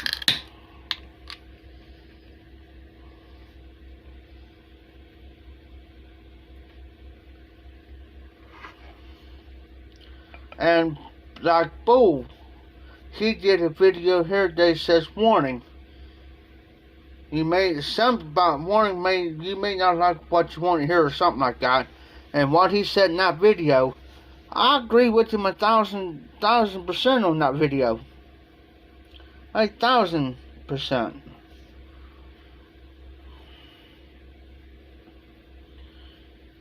If you don't, and then it's been going through my mind. It's been going through my mind what Bull said here the other day. I'm me.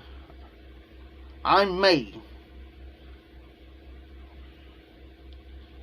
In other words, I'm me, I'm myself. I'm me. So what I speak and say, everybody, like I've said, everybody's got their opinions and everybody's entitled to their own opinions. Everybody is. We may not agree, But if it gets to the point where you have to unfriend me or unsubscribe to me, I hate to lose you. It's like bullshit. I hate to lose you. And I'm the same way. I hate to lose you. Because you unsubscribe from my channel because, you know, I was, like I said, the subscribers doesn't bother me, but I had 376, I lost 4 subscribers. That doesn't bother me one bit.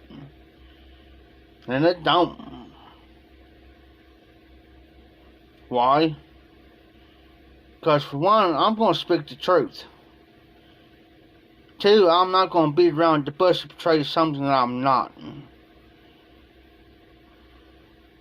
To keep up with everybody else. Or keep up with the Joneses.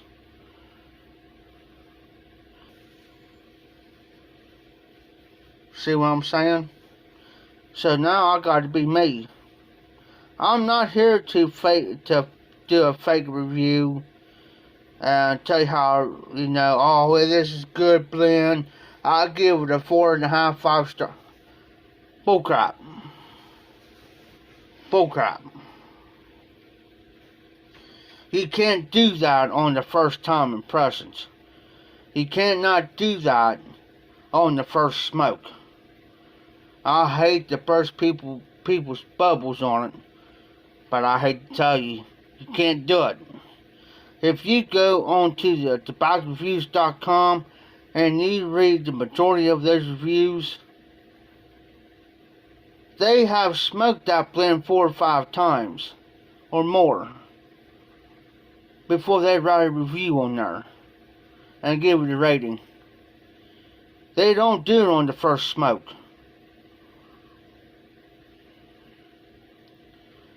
But I did enough of it that I know what I like. You see what I'm saying?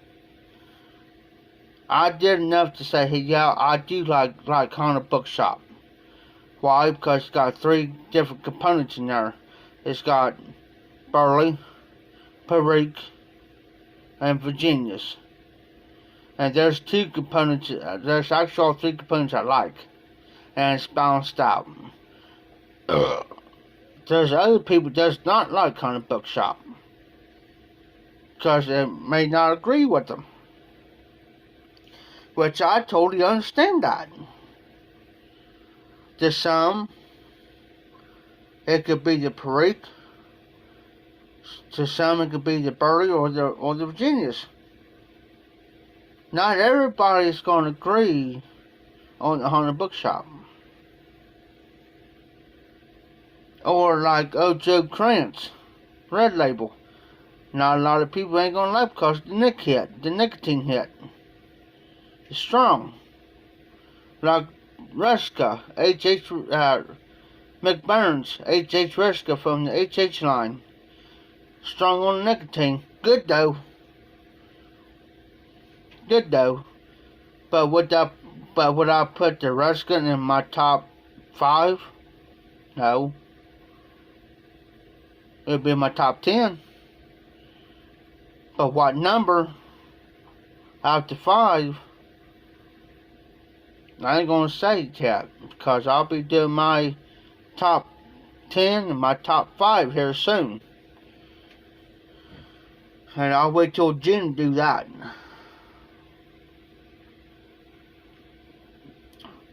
I got my top 3, my top 5, and my top 10. And Haunted Bookshop is in my top 3.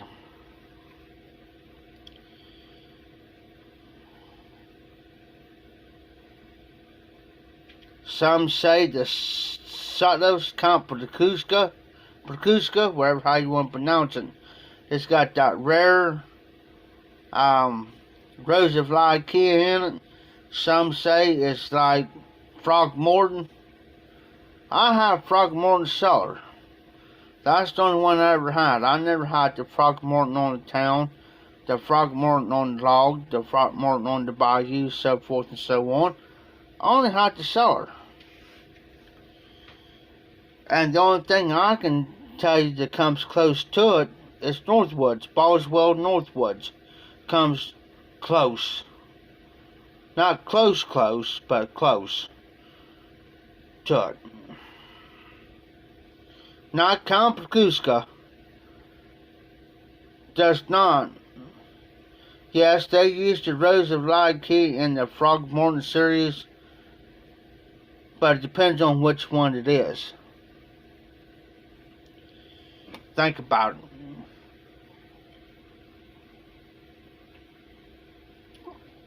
And 9 times out of 10, two stars.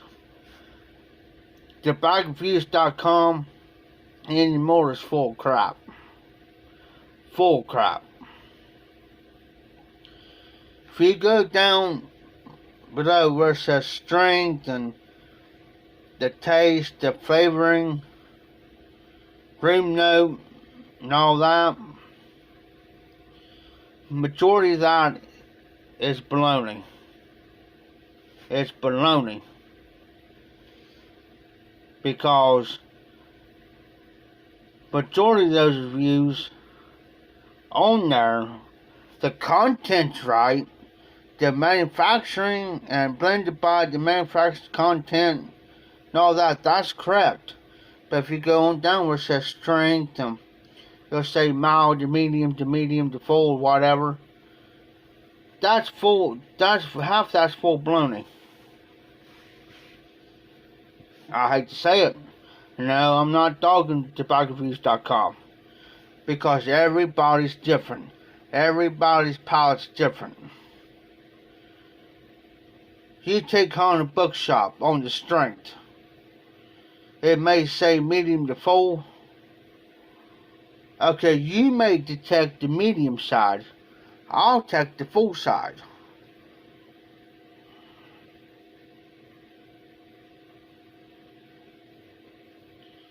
Room note could be tolerable, which means that it's going to be, when you walk in, a non-smoker walk in, they're going to say, what in the heck are you smoking? That stuff stinks. Now, if I will pull out Birdie Light without a bite and light it up and smoke it in here, somebody walks in and they say, oh, what is, man, that smells good. What are you smoking? Oh, then I'll say, I'm smoking Birdie Light without a bite. You see what I'm saying? Everybody's different. Everybody's different. So watch the reviews. Listen closely. They may go into Tobacco Reviews and tell you what's always in it. But if you smoked enough blends, let me give you this. If you smoked enough blends in the course of 5 or 6 years, and you know what to detect. Now, the only other person I know that came close to the components and the taste and everything is Matches 860 John. Everything that he said about Haunted Bookshop, because Haunted Bookshop and Brick and Burley was his favorite. I haven't tested Brick and Burley yet, but I've smoked the Haunted Bookshop, and everything he said on that video, I hate to say this, but he's correct. He is correct. Why? Because he smoked enough up to know what's in there. And he can he could tell you the strength and everything, how it's going to be. I don't like bringing his name up, but he's spot on. And there's some other people who are spot on.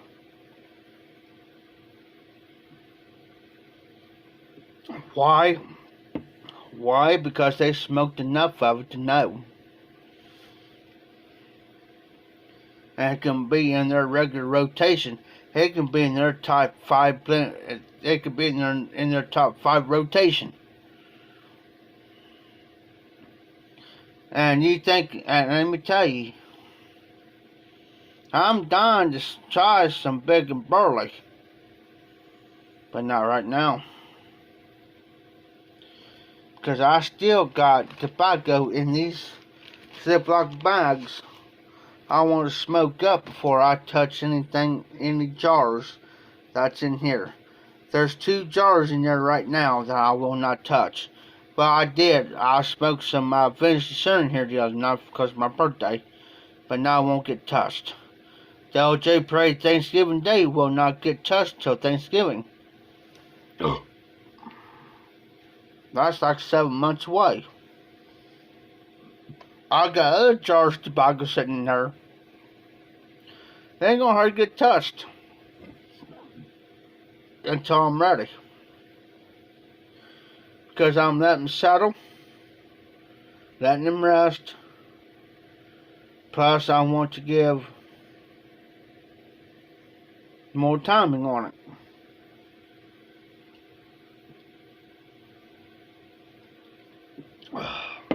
Yes, it's crazy.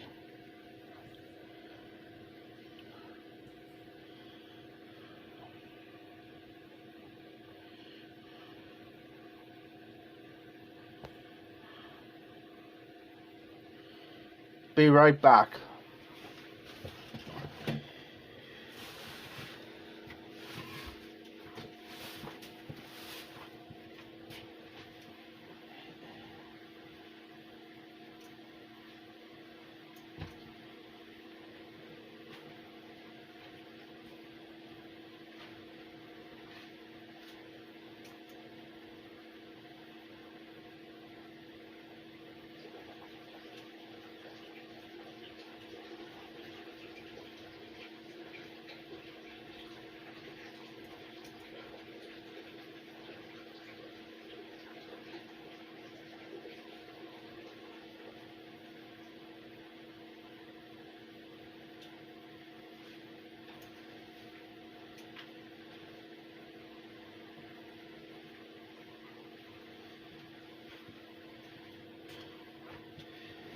And here's another thing too.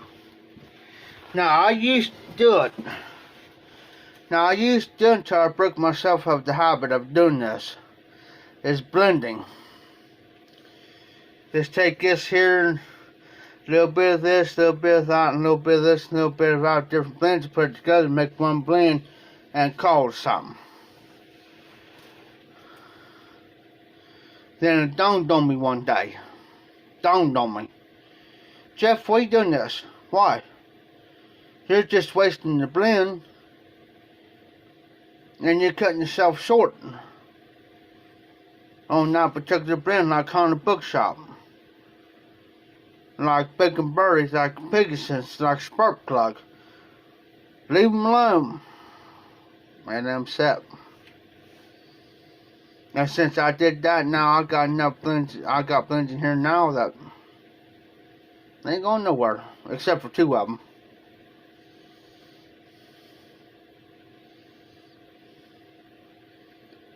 But I see the time will come right for me to say like Big and Birdie, the time will come right for me to pull that out and smoke that jar. But I've also learned too from another fellow YTPC presenter is I'm beginning to begin like him. Take one blend like this here, smoke it all the way through. When you get done with this one, then work on the next blend. Work that blend all the way through. I gotta get this here smoked up sooner or later. But since now I'm so swamped and so busy, I really don't got time to sit down to actually, well, I smoked the pipe earlier, and this one here's about half full of tobacco, which I finally put a softy bit on it, you know, and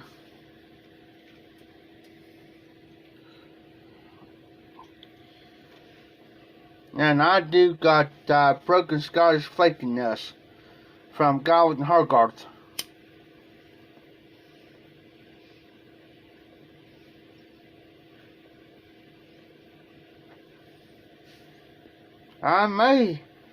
Tomorrow, I may have enough time to sit down and do a quick jobbo. A quick one. But,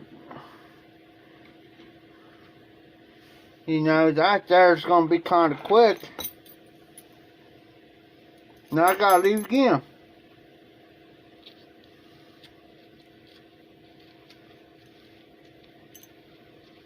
You know what I'm saying? It ain't like now since I'm back in doing everything, it ain't like I got time to just sit down and say, well, I'm going to do a video when I'm on a short chain. See what I'm saying?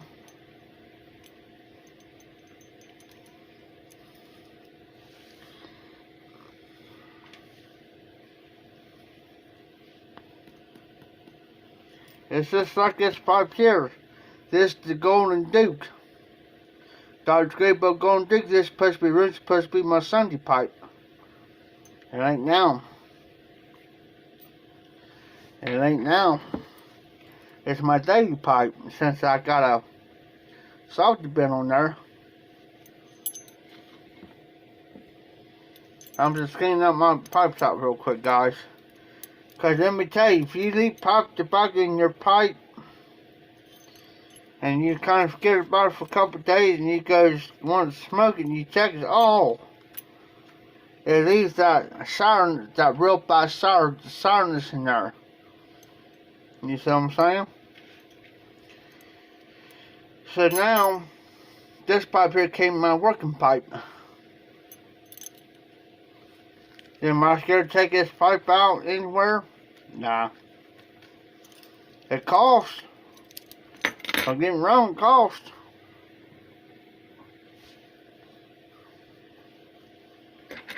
And I'm still getting used to packing this pipe here and packing this one. Crazy.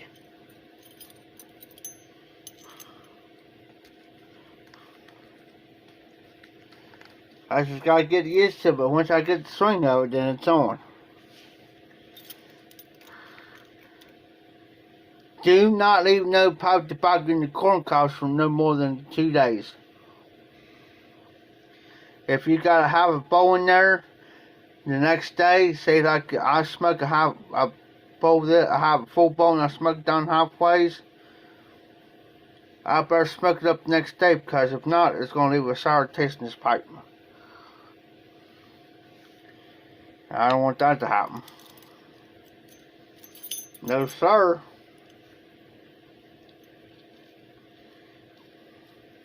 So now, this pipe, now I'll take this down to the auction house, smoke it.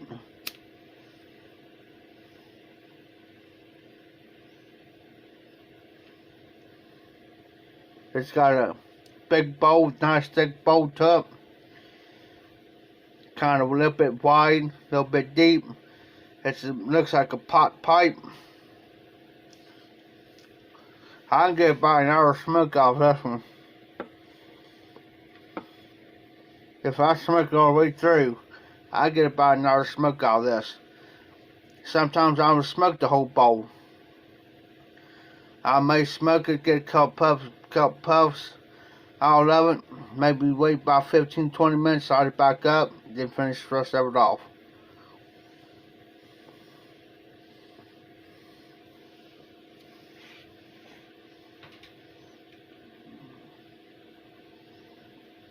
But that's got a guy with hard guards, broken Scottish flake in it.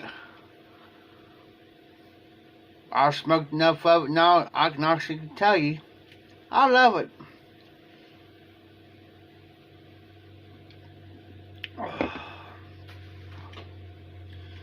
Because I gotta leave around here about 10:30 in the morning. So, mill runs up after 11.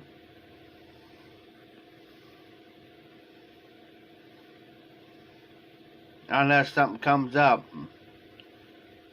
And now if he decides to run a little bit later, say like around noon or 1 o'clock or something like that, because He's supposed to show his house tomorrow. So he want to do it about 9:30, but he's like, nah, I can't do that. So I gotta show a house tomorrow. He said, let's go for 10:30. So I said, alright, I will set my alarm for 9:30, and we'll go from there. That's fine by me. So therefore, I started his auction. I'm responsible. He's got 2 tables plumb full, and underneath plumb full of stuff. I'm responsible if he's got anything that's good. He's trusted me to run it. So he asked me how things operate. So I explained it to him.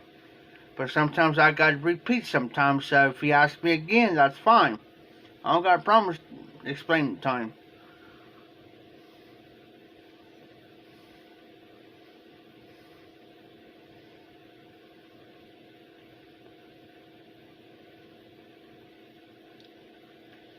Any type of flake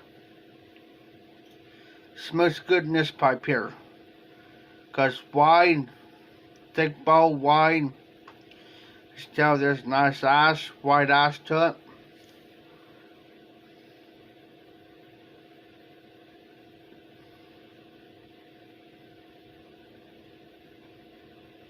Smooth. Not harsh on the retro hell. You get a little bit of drying time. That's the main thing. If you take moist tobacco, especially some aromatics, and it's all goopy, people put it in their pipe and say, well, I'm going to smoke this. The only thing they're getting is steam, and you get tongue bite. Tongue bite.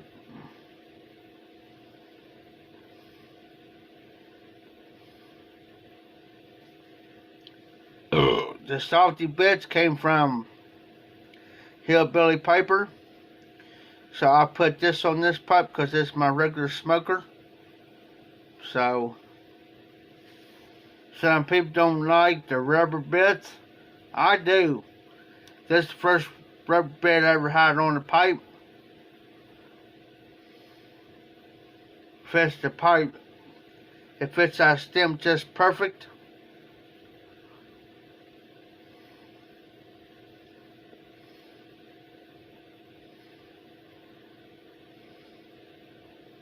But here's the thing a lot of people don't know. If I smoke this pipe all day today, this is going to be my all-day smoker. Then I'll rotate.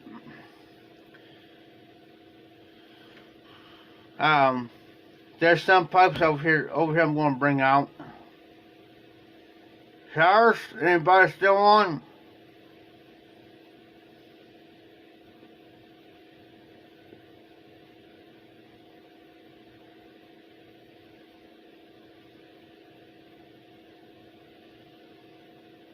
That may look small to you, but let me tell you, that bowl's deep. That's what I like. If I'm going to be down at the auction house or something, I'll fill that completely up full of tobacco. Because I know it'll last me over an hour and a half, 2 hours. Just depends on how fast I smoke it or how long I will smoke a pipe.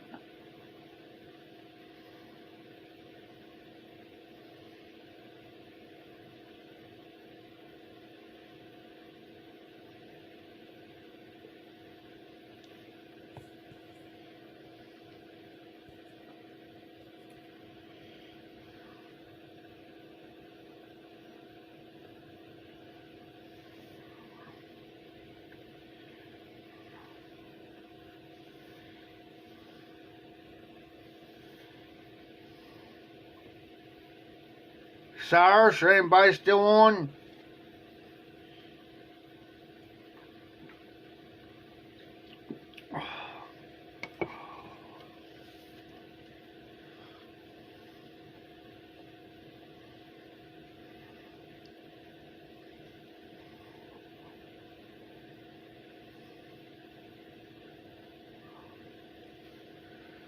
I don't smoke this pipe really that much because it takes too much tobacco. But let me tell you, it's worth it. It's a Dodge Graybo, Golden Duke. Altogether, I paid like $43 for this pipe. This is the second newest pipe that I ever bought myself that I pulled the trigger on.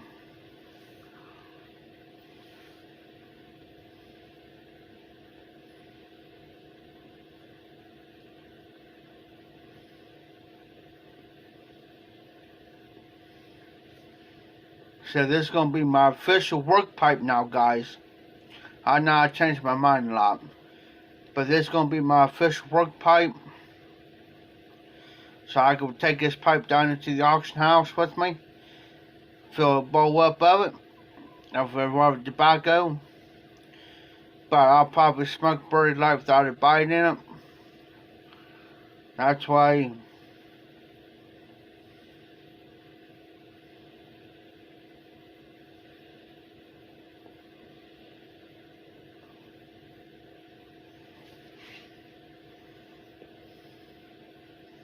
I love it.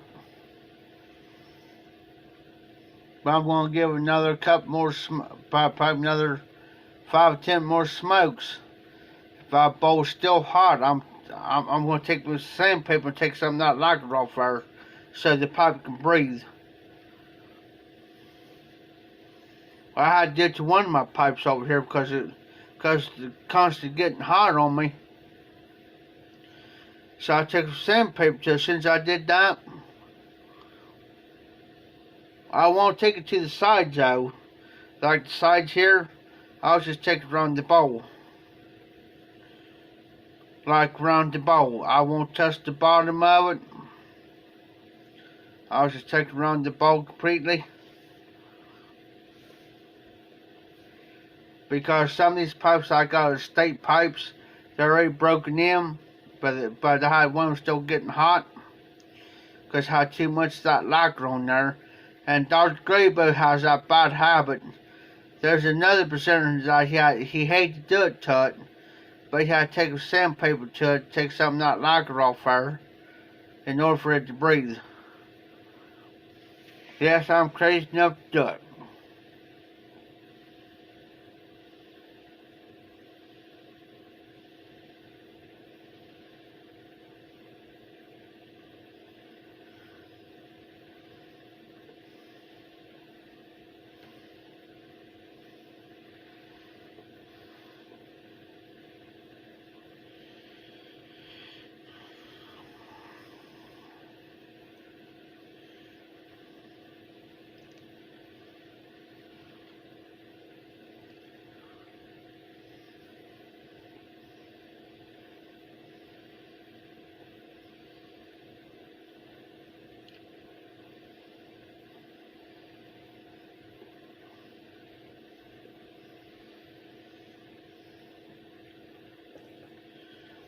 And I love this pipe. They say Dodge Graybo's not good pipes. I tell them they're full of crap.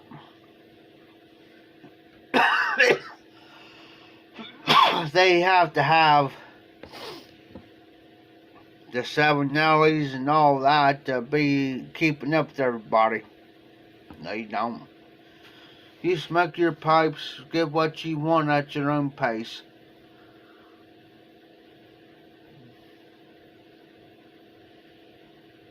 Yes, you got your Cobb snobs, you got your 7 Nelly snobs, you got your Dodge Graybo snobs, you got your certain tobacco snobs. They don't smoke this particular blend, and that's it. They won't smoke any other blend besides this.